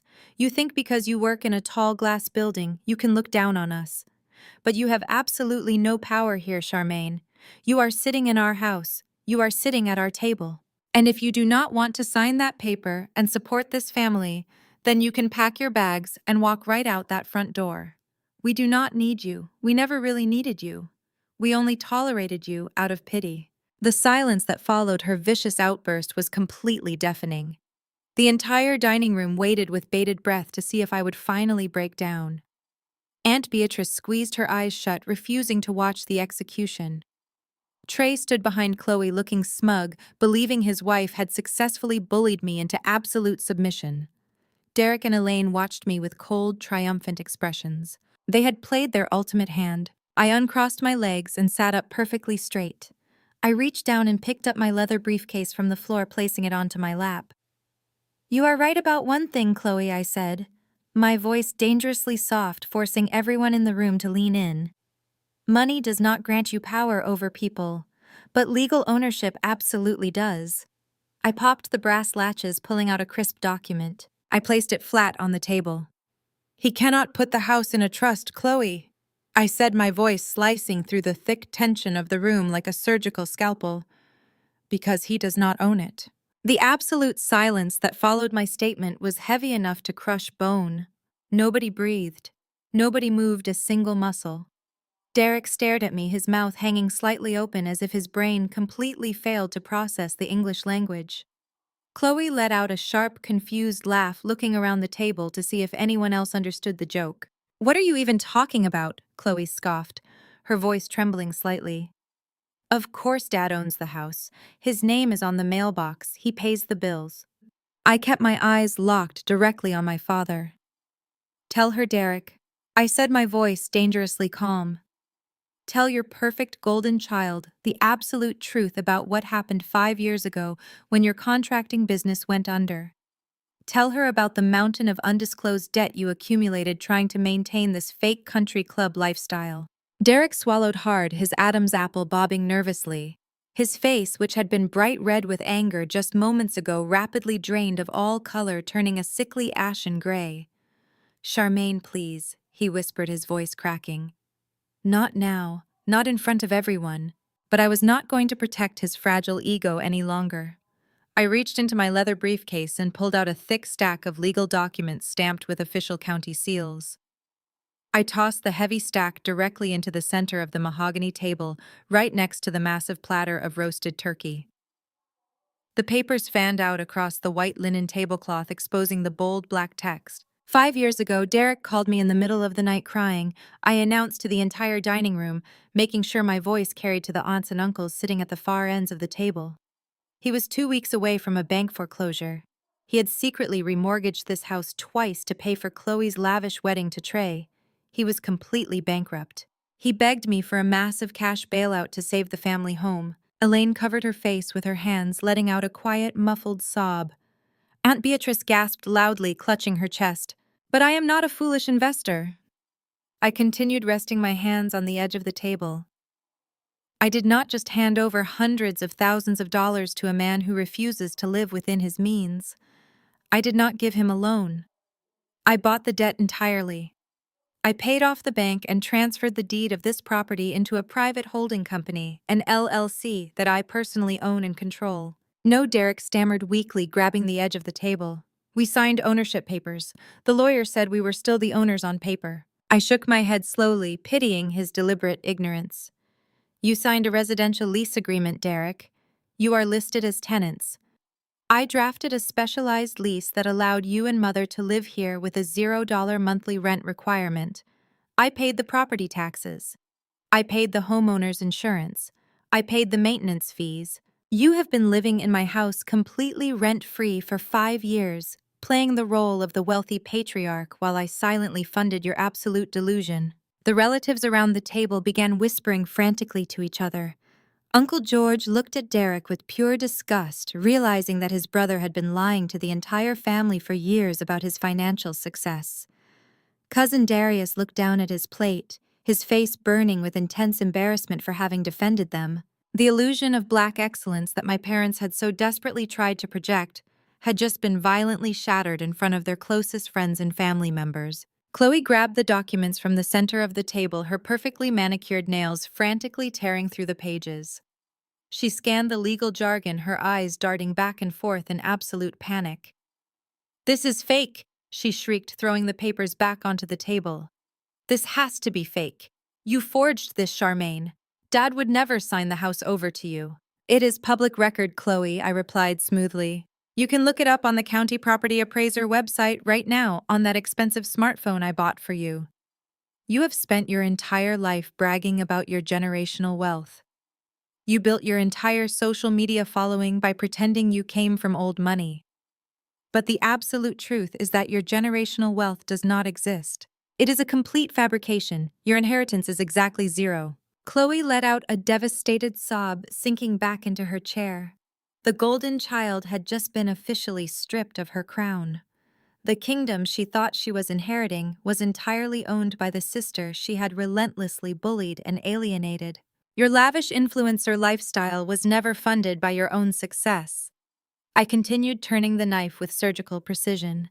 It was funded by the 3 platinum credit cards I authorized for this family, the same credit cards I permanently canceled last month.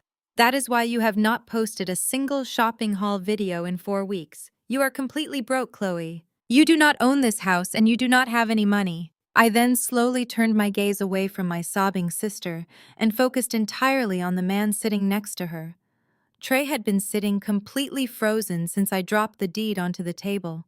He was sweating so profusely that his custom blue suit collar was entirely soaked. He realized that the trap he had so carefully laid for me had just closed violently around his own neck. "And then there is you, Trey," I said, my voice dropping to a terrifying whisper. The brilliant chief executive officer, the mastermind who thought he could use a crowded family dinner to extort his sister-in-law. Trey swallowed heavily, refusing to look me in the eye. He stared at his water glass, breathing rapidly. "You handed me a contract tonight," I continued, tapping the thick black leather binder he had slid across the table earlier. "You tried to publicly shame me into signing a guarantor agreement for your business loan. You told the entire family that it was a simple formality to secure a trust for your son. But we both know that was a massive lie. Do we not, Trey?" He remained completely silent, his hands gripping the armrests of his chair. "Tell them, Trey," I commanded, my voice echoing loudly in the quiet room. "Tell your loving wife and your adoring parents-in-law exactly why you needed my signature tonight. Tell them what you secretly used as collateral to secure your failing commercial loan." Trey shook his head slightly, his eyes wide with absolute panic. "Shut up, Charmaine," he hissed under his breath. "Do not do this." "If you will not tell them, I will," I announced, standing up from my chair to command the absolute attention of everyone in the room. 6 months ago, Trey took out a massive, high-risk commercial loan to save his bankrupt real estate company, but he did not have any assets to use as collateral. So he convinced Derek and Elaine to co-sign the loan. He secretly leveraged their entire retirement fund and placed a secondary lien on this exact house. Elaine let out a piercing scream. She grabbed Derek's arm, shaking him violently. "Tell me she is lying, Derek," she sobbed hysterically. "Tell me you did not gamble our retirement money on Trey's business." Derek could not even look at her.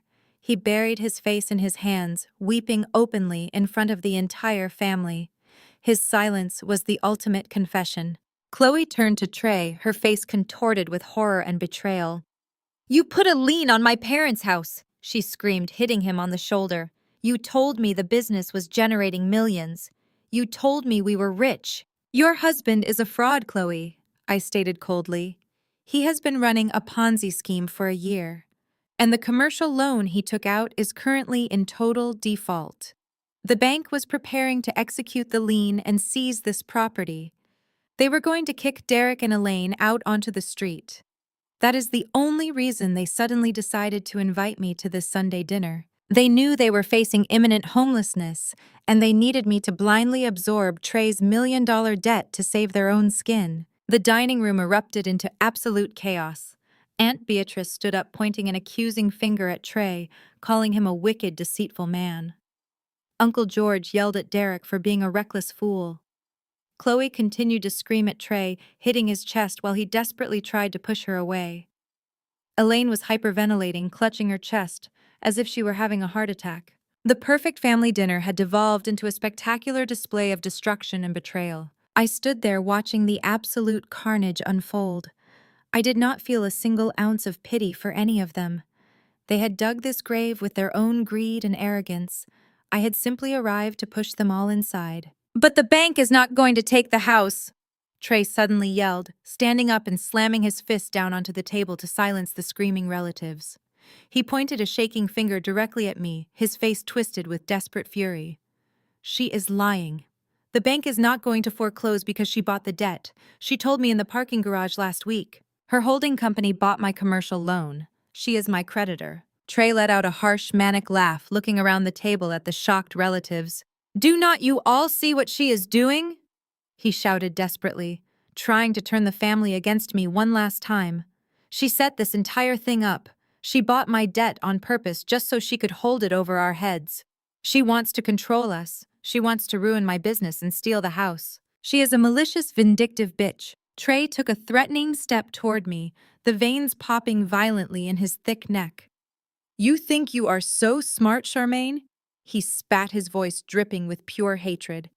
"You think you can just march in here and destroy my life? I will sue you. I will hire the best corporate lawyers in the state of Georgia. My company will drag your precious investment fund through the mud. I will tie you up in litigation for the next 10 years until you are begging to settle. I will destroy you." I looked at his red, sweating face. I looked at his desperate, empty threats. I looked at the man who had tried to steal my money, manipulate my family, and extort me in a dark parking garage. And I did something that absolutely terrified him. I threw my head back and I laughed. It was not a quiet, polite chuckle.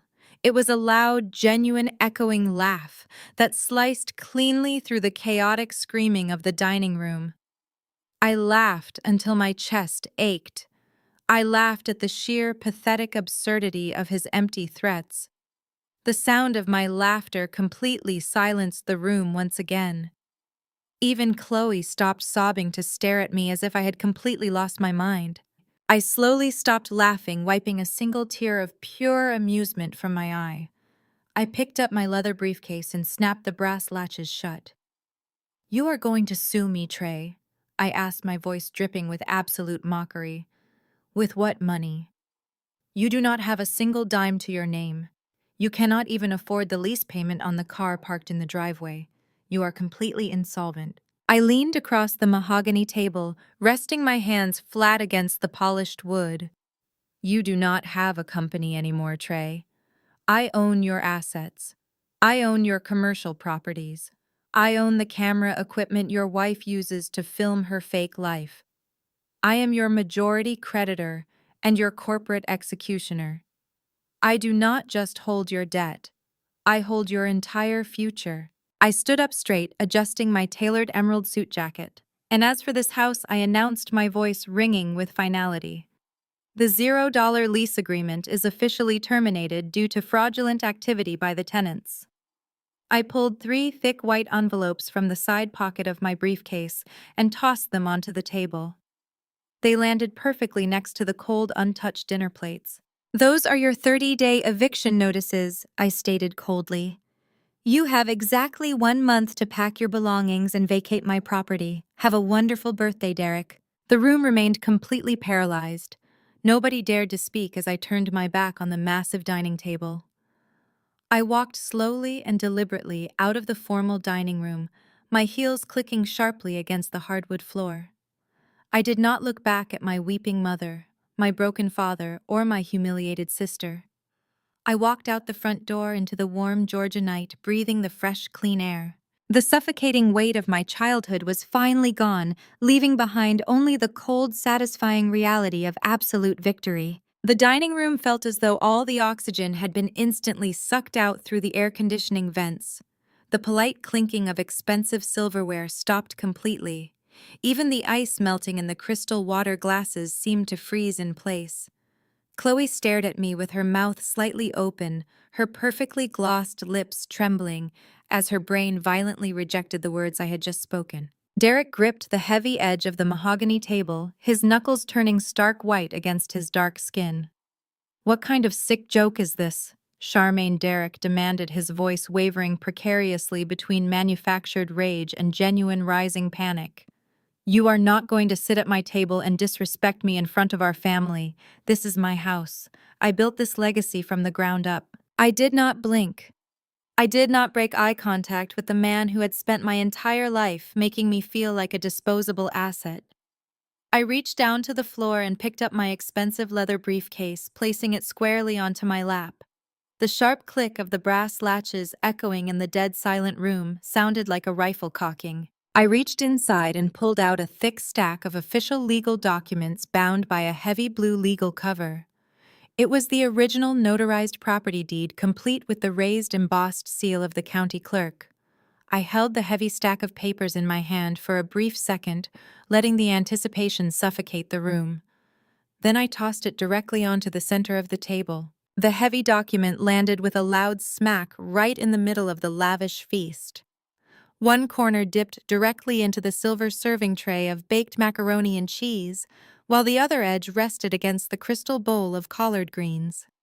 Nobody moved to save the papers from the food. They all just stared at the bold black lettering on the front page. 5 years ago, when your contracting business completely collapsed, and you were 2 weeks away from a bank foreclosure, you called me begging for a bailout. I said, my voice echoing cleanly across the long table. You cried on the phone, Derek. You begged me to save you from the ultimate humiliation of losing the family home. So I stepped in and I handled the situation like the senior corporate executive that I am. I leaned forward, resting my forearms on the edge of the table. But I am not a charity and I do not make foolish investments. I did not just give you hundreds of thousands of dollars to save your house. I bought it. I paid off the bank in full, and I transferred the property deed into a private holding company, a limited liability company that belongs entirely to me. I am the sole proprietor of the estate we are currently sitting in. The shockwave that ripped through the dining room was visceral. My mother Elaine let out a sharp, strangled gasp, raising both hands to cover her mouth. All the color drained instantly from her face, leaving her looking pale and suddenly very old. Uncle George, who had been nodding along with Derek's legacy speech just moments earlier, dropped his linen napkin onto his plate, his eyes wide with absolute disbelief. Cousin Darius shifted his dining chair backward as if trying to physically distance himself from the blast radius. The perfectly crafted facade of black excellence that my parents had meticulously built and desperately maintained for decades was completely incinerated in a matter of seconds. That is a lie. Derek stammered loudly, standing up so fast his heavy chair wobbled behind him. His chest was heaving, his eyes darting frantically around the room as he realized his closest friends and family were watching his empire crumble in real time. We signed ownership papers in the lawyer's office. We are the owners on paper, Charmaine. You said it was a joint trust to protect the asset. I shook my head slowly, feeling a deep, profound sense of pity mixed with utter disgust. You did not read the paperwork, Derek. You were so blinded by panic and pride that you just signed wherever my corporate lawyer placed a yellow sticky note.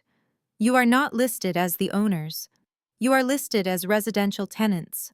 I drafted a specialized lease agreement that allowed you and Mother to live here with a $0 monthly rent requirement. I paid the annual property taxes. I paid the expensive homeowners insurance premiums. I paid for the landscaping and the pool maintenance. You have been living in my property completely rent-free for 5 years, playing the role of the wealthy patriarch, while I silently funded your absolute delusion. And the most important clause in that lease agreement is the termination clause. It is a month-to-month agreement that I hold the absolute legal right to terminate at any time for any reason whatsoever. Derek's legs seemed to give out beneath him. He sank slowly back into his heavy dining chair, staring blankly at the ruined deed resting in the macaroni and cheese.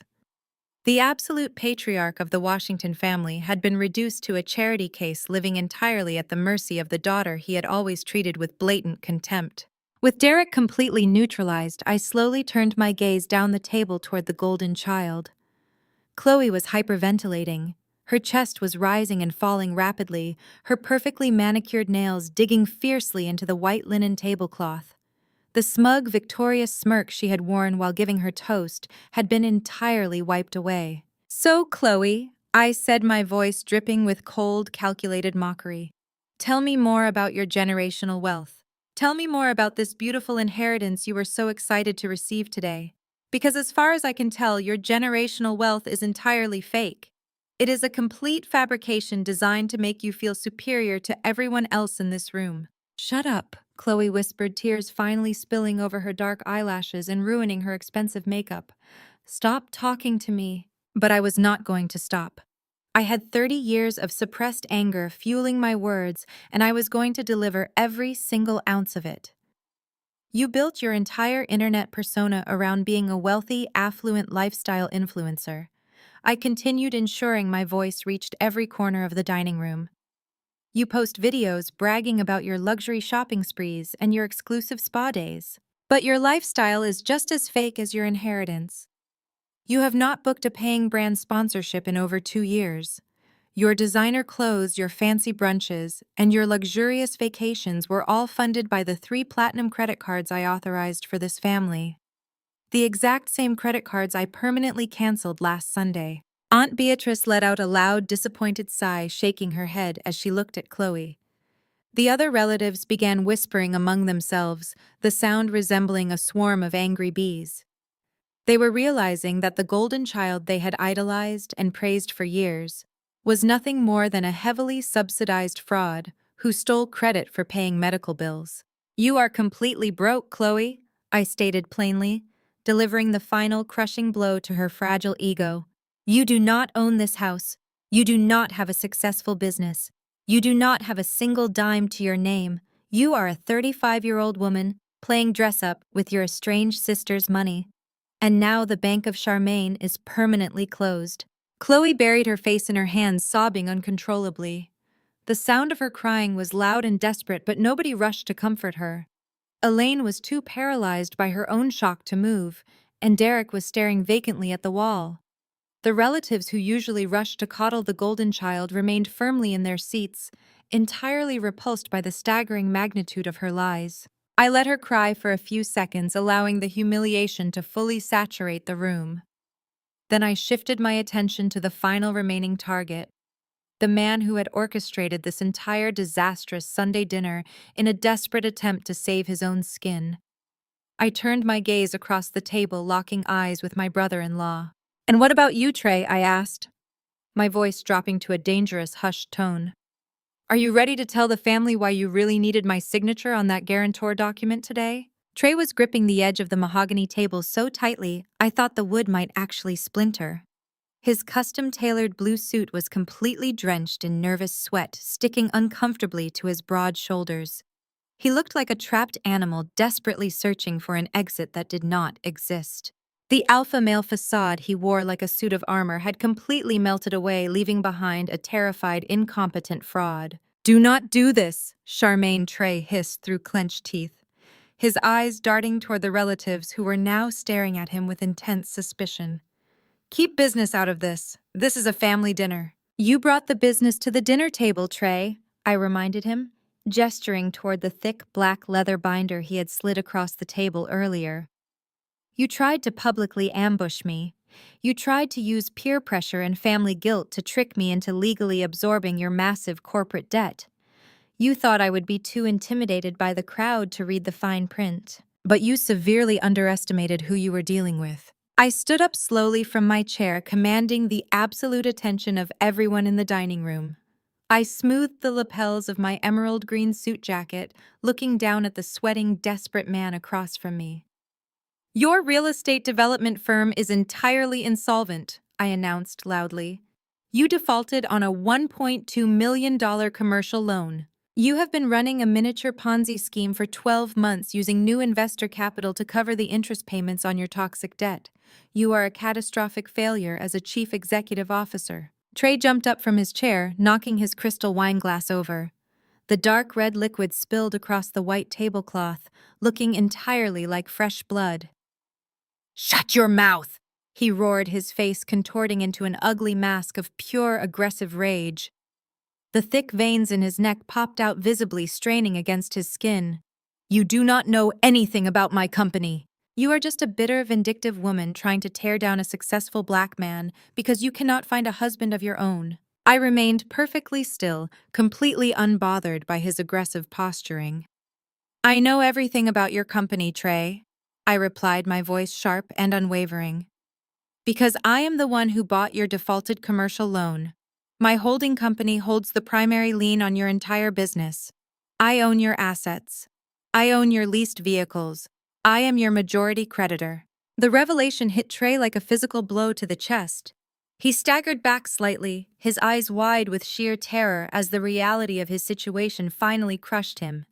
He had tried to extort the exact person who currently held his entire financial future in the palm of her hand. "You malicious bitch," Trey screamed, spitting the words across the table as he completely lost the last shred of his sanity.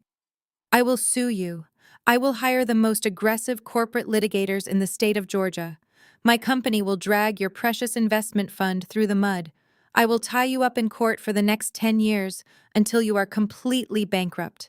I will destroy everything you have ever built." He stood there, chest heaving, breathing heavily, as he waited for me to show a single ounce of fear or intimidation. He waited for me to back down under the weight of his aggressive threats. He expected me to negotiate or apologize for exposing him in front of the family. Instead, I looked at his red, sweating face. I looked at his ruined suit and his desperate, empty threats. And then I did the only thing a true apex predator could do when confronted by a cornered rat. I threw my head back and I laughed. The sound of my laughter echoed sharply against the high vaulted ceiling of the dining room. It was not a polite or restrained sound. It was the deep, visceral laughter of a woman who had completely outmaneuvered her enemy. Trey stood there with his fists clenched, his chest heaving, but he did not take another step toward me. My complete lack of fear paralyzed him. He was so accustomed to bullying his way through life using his physical presence and his loud voice to intimidate people. But you cannot intimidate someone who holds the keys to your financial prison. I let the laughter fade away, wiping a tear of pure amusement from the corner of my eye. "Sue me," I repeated, letting the words roll around the quiet room. "You are going to hire the most aggressive corporate litigators in Georgia to sue me. That is a fascinating strategy, Trey. But there is a very significant flaw in your brilliant legal plan. Corporate litigators require massive retainers. They require liquid cash. And you do not even have enough money in your checking account to buy a value meal at a fast food drive-thru." I reached down into my leather briefcase one more time. My fingers brushed past the eviction notices and closed around a second, much thicker folder. I pulled it out and dropped it onto the table right next to the ruined property deed. This folder was black-stamped with the gold foil logo of my New York investment fund. "You told the family that your business was booming," I said, my voice returning to that cold, surgical precision. "You told them you were expanding, but these are the corporate acquisition papers.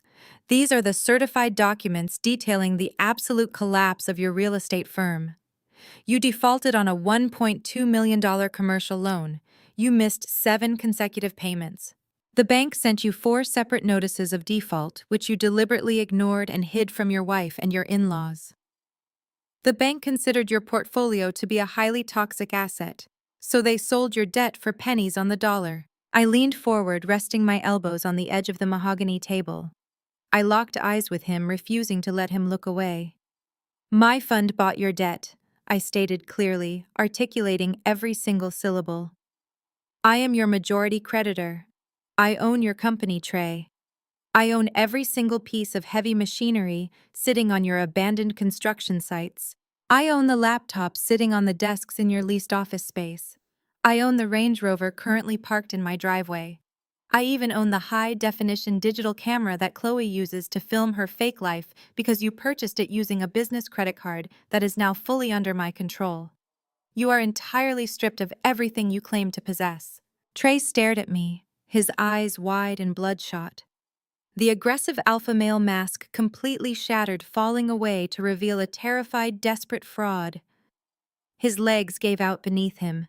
He collapsed backward heavily into his dining chair, the wood groaning under his dead weight. He buried his face in his large hands, letting out a pathetic, whimpering sound that was entirely devoid of any masculine pride. The illusion he had spent years meticulously constructing was instantly pulverized in front of the entire family. Chloe had been sitting in stunned silence, processing the horrifying reality of her situation. When Trey collapsed into his chair, the shock finally wore off, and the pure, unadulterated rage set in. She turned her body toward him, her face contorted into a mask of absolute fury. "What is she talking about?" Chloe screamed, her voice cracking with hysteria. She grabbed Trey's arm and violently yanked his hands away from his face. "Look at me, Trey. Tell me she is lying. You told me the business was generating millions. You told me we were about to buy a vacation home in Miami." Trey could not even look at her. He stared blankly at his empty dinner plate, his shoulders slumped in utter defeat. "The market shifted," he mumbled weakly, offering a pathetic excuse.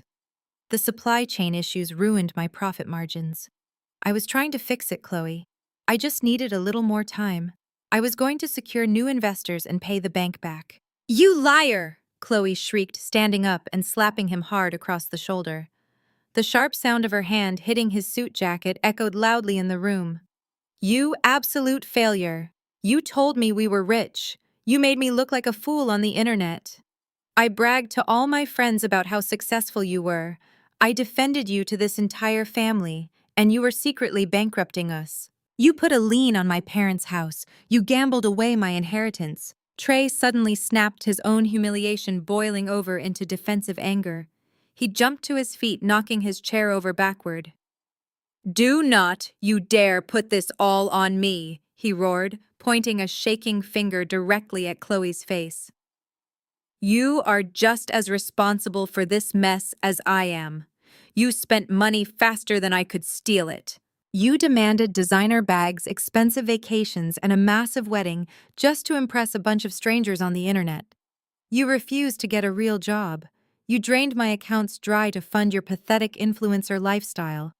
You are nothing but a greedy, selfish gold digger who only loved me when my credit cards were working." Chloe gasped, clutching her chest as if she had been physically stabbed. "How dare you!" she screamed, tears streaming down her face. "I gave you a child. I gave you the best years of my life."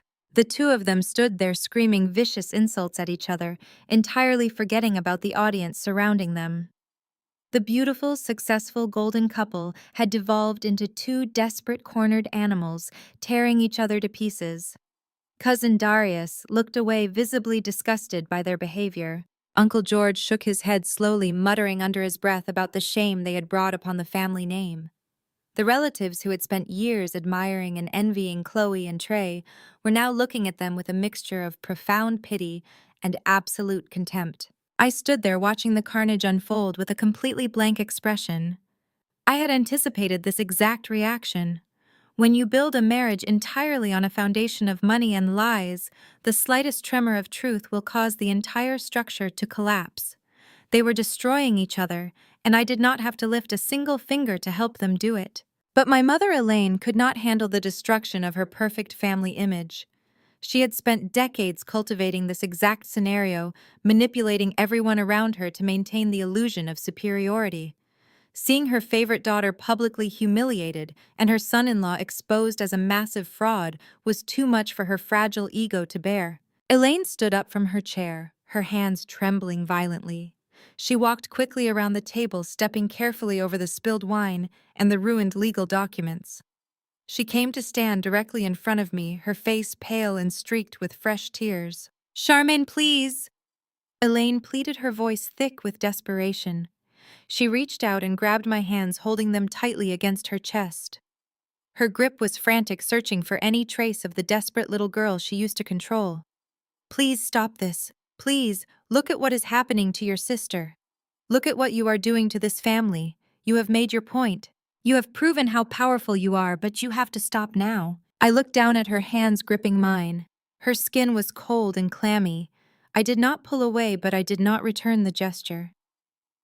"What exactly am I doing to this family, Mother?" I asked, my voice perfectly even. "I am simply presenting the truth.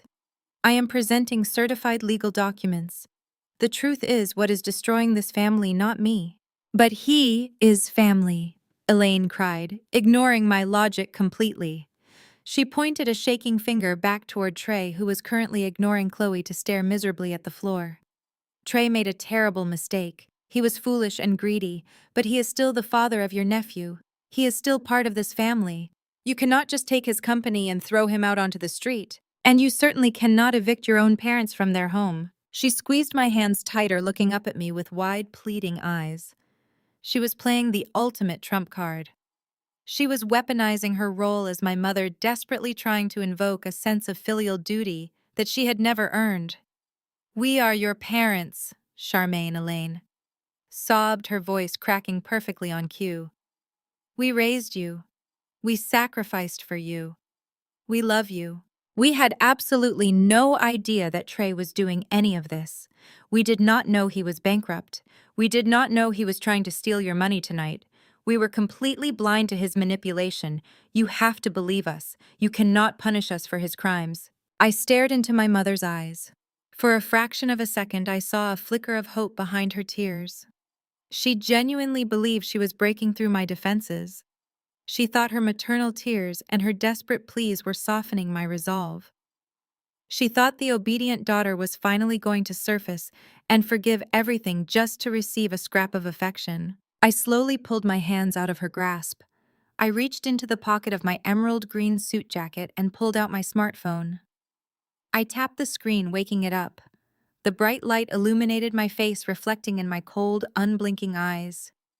"You had no idea," I repeated softly, tilting my head slightly to the side. "You were completely blind to his manipulation. You were just innocent victims in all of this." "Yes," Elaine nodded eagerly, wiping her tears away. "Yes, Charmaine. We thought the business loan was just a formality for the trust. We would never try to trick you. We love you." I smiled. It was not a happy smile. It was a smile completely devoid of any warmth. "Really, Mother?" I asked, my voice dropping to a terrifying whisper. I tapped the audio application on my phone screen, selecting a specific file I had downloaded from the security system at my luxury rental house the week prior. "Let us roll the tape." The quiet beep of the phone speaker connecting to the maximum volume setting seemed to echo through the dining room. Every single relative held their breath, staring at the small device in my hand as if it were a live grenade. Elaine froze, her hand hovering in the air, her eyes darting nervously between the phone and my face. She did not know what recording I possessed, but the absolute certainty in my voice terrified her. She knew deep down that the web of lies she had spun was entirely fragile, and she was about to be exposed in front of the very people she desperately wanted to impress. The debt guillotine had already severed Trey's corporate head, and now the blade was being raised one final time for the matriarch of the family. The room waited in agonizing silence for the audio to begin playing. The room waited in agonizing silence for the audio to begin playing. I pressed the play button on my smartphone and set the volume to its absolute maximum capacity. The crisp, clear audio recording from the high-definition security doorbell camera at my luxury rental property began to broadcast across the destroyed dining room. The digital timestamp indicated it was recorded on the 5th evening of my abandoned visit. First, there was the sound of a heavy wooden door closing, followed by the distinct, sharp clicking of Chloe's expensive designer heels against a concrete porch. Then Chloe's voice filled the room. It was not the sweet, high-pitched influencer voice she used for her internet followers. It was the nasal, whiny tone she reserved strictly for our family behind closed doors. "Just leave her at the Airbnb, Mom," Chloe's recorded voice echoed loudly, bouncing off the crystal chandelier and the mahogany walls. "If we ignore her, she will feel guilty and just leave her credit cards and fly back to New York. She is just an ATM anyway." There was a brief rustling sound on the recording, followed immediately by the voice of my mother, Elaine. "Good idea, baby," Elaine's recorded voice replied, sounding completely relaxed and entirely devoid of any maternal concern or guilt. "Hand me the ribs." The short audio clip ended. I locked my phone screen and slipped it smoothly back into the pocket of my emerald green suit jacket. The silence that descended upon the dining room this time was entirely different from the shock that followed the property deed revelation. This was a heavy, suffocating silence born of pure, absolute revulsion. The audio recording had completely stripped away the final layer of their carefully constructed facade. There were no complex corporate acquisitions or misunderstood financial terms to debate here.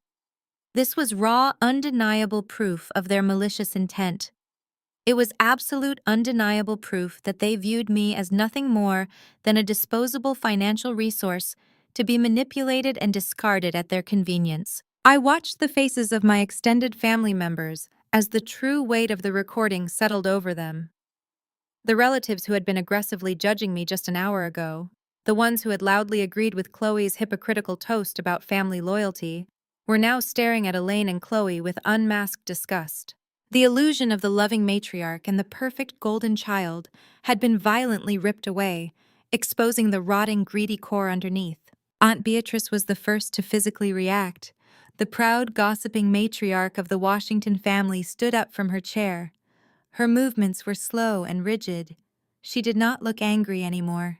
She looked profoundly, deeply ashamed. She had allowed herself to be manipulated into attacking me in my own corporate office, based entirely on the lies manufactured by the two women currently weeping at the head of the table. Beatrice reached down and picked up her purple purse from the floor. She did not say a single word to Elaine. She did not offer a comforting glance to Derek. She simply turned her back on the entire spectacle and walked heavily out of the dining room, her footsteps echoing down the hallway toward the front door. Aunt Beatrice's silent departure was the catalyst. It was the official ruling from the jury. Uncle George stood up next, shaking his head slowly as he looked at his brother Derek, with a mixture of pity and contempt. "I cannot be a part of this," George said, his voice thick with disappointment. "You have poisoned your own well, Derek." George signaled to his wife, and they both immediately headed for the exit. "Cousin Darius." The young man who had aggressively demanded I apologize to the family stood up from his chair right next to me. He refused to make eye contact with me, his face burning red with humiliation. He practically sprinted out of the room, desperate to escape the toxic atmosphere. One by one, the remaining aunts, uncles, and cousins silently stood up from the lavish feast and abandoned the sinking ship. The grand Sunday dinner, the magnificent celebration of Black excellence and generational wealth, had turned into a mass exodus. Elaine watched her entire social circle walk out the front door. Her carefully cultivated reputation was completely destroyed. She reached out her hands, trembling wildly, grasping at empty air. "Wait," she pleaded, her voice cracking miserably. "Please do not leave. It is not what it sounds like. We were just joking. Please come back." But nobody turned around. Within 2 minutes, the massive dining room was entirely empty, except for the four of us.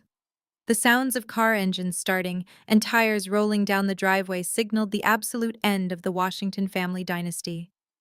Derek remained frozen in his chair, staring vacantly at the ruined property deed, soaking in the macaroni and cheese. He was a completely broken man. With their audience entirely gone, Chloe and Trey had absolutely nothing left but their raw, panicked rage. The golden couple, the shining examples of modern success, were suddenly trapped in the wreckage of their own making. Chloe wiped her ruined makeup from her face, her sorrow instantly transforming back into vicious anger. She turned her entire body toward her husband, her eyes flashing with pure hatred. "This is all your fault," Chloe screamed, her voice echoing harshly in the empty dining room. "If you had not bankrupted your pathetic company, she would not have had the leverage to do this. You ruined my life, Trey. You promised me a wealthy lifestyle, and you delivered nothing but debt and humiliation. You are a complete failure of a man." Trey, who had been sitting in terrified silence, suddenly snapped. The loss of his company, the impending homelessness, and the public humiliation finally pushed him over the edge. He jumped to his feet, his chair crashing backward onto the hardwood floor. "Do not you dare put this on me, you spoiled, selfish brat!" Trey roared, his face contorting into an ugly mask of fury. "I bankrupted my company trying to keep up with your insane demands. You needed a new designer bag every single month. You needed to fly to luxury resorts just to take pictures for strangers on the internet. You drained every single dollar of profit I ever made." "You lied to me," Chloe shrieked, stepping aggressively toward him and shoving his chest hard with both hands. "You told me you were a millionaire. You told me you were building an empire. You used my parents' house as collateral without telling me. You are a disgusting fraud." "I used their house because you refused to downgrade your lifestyle," Trey yelled, shoving her hands away violently. You are nothing but a gold digger, Chloe. You only loved me when my credit cards were working. The minute the money stopped flowing, you turned into a vicious monster. You do not care about anyone but yourself. You do not even care about your own son. All you care about is your fake internet fame. They circled each other like rabid dogs, barking vicious insults and tearing down the remaining shreds of their marriage. The polished, sophisticated veneer they presented to the world was entirely gone, replaced by the ugly, terrifying reality of two deeply selfish individuals realizing they had absolutely nothing left to offer each other. Chloe screamed that she was going to file for divorce and take full custody of their child. Trey screamed back that she would not get a single dime in alimony because he was completely insolvent and she was entirely unhireable. They were completely destroying each other, and they had entirely forgotten that I was still standing in the room observing the carnage. I watched them tear each other apart, feeling absolutely nothing. There was no sadness, there was no joy. There was only the cold, satisfying finality of a surgical strike executed to absolute perfection. The cancer had been successfully removed. I looked over at my mother, Elaine. She was sitting slumped in her chair, her face buried in her hands, rocking back and forth as she listened to her golden child's marriage violently implode. The perfect daughter she had prioritized over me her entire life was currently screaming profanities like a sailor. The perfect son-in-law she had blindly trusted with her retirement fund was screaming right back. The legacy she had sacrificed my childhood to build was lying in ruins across the dining table. I took a slow, deep breath, filling my lungs with the stale air of the dining room. It was finally time to end this. I reached down and picked up my expensive leather briefcase from the floor. The sharp click of the brass latches opening echoed loudly, cutting through the sound of Chloe and Trey's screaming match. The noise startled them, forcing them to briefly pause their vicious argument and look in my direction. Derek slowly lifted his head from his hands, his eyes red and swollen. Elaine stopped rocking and stared at me with wide, terrified eyes. I stood up, perfectly straight, smoothing the front of my tailored emerald green skirt. I maintained an absolutely flawless posture, radiating the cold, untouchable authority of a woman who had just conquered her greatest enemy. "Well," I said, my voice perfectly calm and completely steady, slicing effortlessly through the heavy tension of the room. "This has certainly been a lovely 60th birthday, but we have some housekeeping to do." I reached into the front pocket of my leather briefcase and pulled out 3 thick white envelopes. I reached into the front pocket of my leather briefcase and pulled out 3 thick white envelopes. I held them up high in the air, letting the stark white paper contrast sharply against the dark mahogany wood of the dining table. I walked very slowly toward the head of the table, where my completely shattered family remained paralyzed in their seats. I tossed the very first envelope directly onto Trey's empty dinner plate. "That is a formal legal notice of absolute asset seizure, Trey," I explained, my voice entirely devoid of any human sympathy. "My corporate acquisition team is currently freezing every single bank account associated with your name and your fraudulent business empire. The moving trucks will arrive at your leased office space tomorrow morning at exactly 8 o'clock to collect the remaining physical assets. I highly suggest you cancel whatever luxurious golf game you had planned for this weekend." Trey did not even reach for the white envelope. He just stared down at it as if it were coated in a highly lethal poison. I then moved to my left, dropping the second envelope right in front of Chloe. Her beautiful makeup was entirely ruined, with dark streaks of expensive mascara running rapidly down her cheeks. "Open it right now, Chloe," I commanded. She flinched violently, but her trembling fingers slowly tore the thick paper open. She pulled out a detailed corporate invoice. "That is a legally binding bill for the $14,250 you stole from me," I stated clearly, so everyone could hear. "Since you publicly claimed you paid for Aunt Beatrice's hospital surgery with your own money and subsequently profited off that massive lie through increased social media engagement and brand sponsorships, you have officially committed financial fraud. You have exactly 30 days to reimburse my holding company in full. If you fail to produce the cash, I will file a massive civil lawsuit and aggressively garnish whatever future wages you manage to scrape together working a minimum wage job." Chloe let out a sharp, devastated wail, instantly burying her face back into her shaking hands. I finally turned my full attention to my parents. Derek was still staring vacantly at the ruined property deed soaking in the cold macaroni and cheese. Elaine was aggressively shaking her head back and forth, whispering quiet, desperate prayers to a god who was no longer listening. I placed the final white envelope right between them on the tablecloth. And, Mom, Dad, I said, my voice dropping to a cold, absolute 0. That is your formal 30-day eviction notice. The $0 lease agreement is officially permanently terminated. You have exactly 1 month to pack your belongings and vacate my property. The terrifying reality of their complete destruction finally settled heavily over them.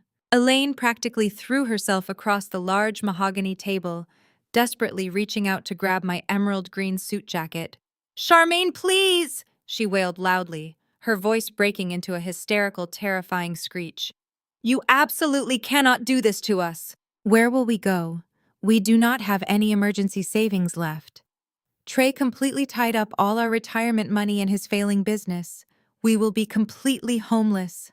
Please, baby, I am your mother." Derek finally snapped out of his deep catatonic state, standing up on incredibly shaky legs. He looked like an old, completely defeated man, entirely stripped of all his arrogant pride. "I am so sorry, Charmaine." He cried, thick, ugly tears rolling rapidly down his dark cheeks. "I am so incredibly sorry for everything we did to you. I was a foolish man. I was an arrogant father. Please just give us another chance to make things right. We can go to intense family counseling. We can fix this broken relationship." I looked at the two of them weeping openly. Society dictates that I should automatically forgive them. Society demands that because we share the exact same blood, I should absorb their deeply toxic behavior, overlook their extreme financial greed, and instantly embrace them with open, loving arms. But there is absolutely no genuine virtue in toxic forgiveness. Forgiving them today would only teach them that they could continue to abuse and manipulate me without facing any real lasting consequences. I slowly reached down and forcefully peeled my mother's clammy hands off my tailored jacket. "You treated me like a bank, Elaine," I said, my tone remaining perfectly level. "You treated me like an automated teller machine that existed solely to dispense unlimited cash for your perfect golden family. You completely ignored my feelings, you consistently dismissed my incredible professional achievements, and you ultimately conspired to steal my money. Well, the bank has officially foreclosed on your lives." I picked up my heavy leather briefcase and finally turned my back on the grand dining room. They continued to beg loudly. They cried uncontrollably. They pleaded desperately, begging for a basic mercy they had never once shown me. But I did not shed a single solitary tear. I did not look back over my shoulder. I walked confidently out of the formal dining room, straight down the wide hallway, and pushed open the heavy wooden front door. I stepped out into the warm southern Georgia night. The cool evening air tasted incredibly sweet. I took a massive deep breath, filling my lungs with actual free air for the very first time in my entire 35 years of life. I walked to my rented luxury vehicle, started the powerful engine, and drove away from the burning wreckage of the Washington family empire forever. Exactly 2 months later, the dust had fully settled, revealing the harsh, brutal daily reality of their completely ruined lives. The swift corporate execution I enacted left absolutely no room for any negotiation. Chloe was legally forced to delete her entire internet presence. The massive embarrassment of her fake wealthy lifestyle being publicly exposed spread like a wild, raging wildfire through all her elite social circles. Her massive diamond wedding ring was quickly pawned just to pay for a cheap local divorce attorney. She currently works exactly 40 hours a week, folding discounted sweaters at a mid-tier retail clothing store located in a dying suburban shopping mall. There are absolutely no more luxury beach vacations or expensive designer bags. There is only sore feet and a minimum wage reality. Trey, unfortunately, did not fare any better. When my corporate team officially seized his business assets, We uncovered a massive paper trail of falsified tax documents and heavily forged investor signatures. We legally handed the entire portfolio directly over to the federal authorities. Trey is currently facing multiple serious counts of felony wire fraud and corporate embezzlement. The arrogant alpha male chief executive officer is now fighting desperately to avoid a lengthy mandatory federal prison sentence while sleeping miserably on his childhood friend's torn living room couch. As for Derek and Elaine, the 30-day eviction notice was strictly and aggressively enforced. Because they had foolishly leveraged their entire retirement to back Trey's fraudulent commercial loan, they were left completely destitute. The bank swiftly seized their remaining checking accounts. They were terribly forced to pack up 40 long years of family memories into cheap cardboard boxes and move into a cramped, dirty one-bedroom apartment located in a highly undesirable neighborhood far away from their rich country club friends. The worst part of their punishment was the total social isolation. Aunt Beatrice made sure the entire extended family knew exactly what they had done. My parents are cut off from the family tree. Nobody calls them. Nobody invites them to Sunday dinner. They are left entirely alone, trapped in a tiny apartment with nothing but their bitter regrets. As for me, I am standing in the grand foyer of the massive mansion I legally repossessed. The Persian rugs and the crystal chandeliers are completely gone. The walls have been painted bright white, and the dining room has been transformed into a sleek conference center. This property is no longer a fake home built on lies and stolen money. It is the brand new Atlanta headquarters for my corporate holding firm. I established a philanthropic division operating out of this building. We offer massive financial grants and comprehensive business mentorship to actual Black female entrepreneurs who are building legitimate companies from the ground up. I look directly into the camera lens feeling more powerful and authentic than I ever have before. Blood makes you related, but loyalty makes you family. I say, my voice incredibly steady and resolute. If they only love you for what you can buy them, let them experience the exact price of losing you. Have you ever had to cut off toxic family members to protect your ultimate peace? Tell me your stories in the comments below. And please always remember, your true worth is absolutely not tied to your wallet. I offer a triumphant smile. The screen fades entirely to black.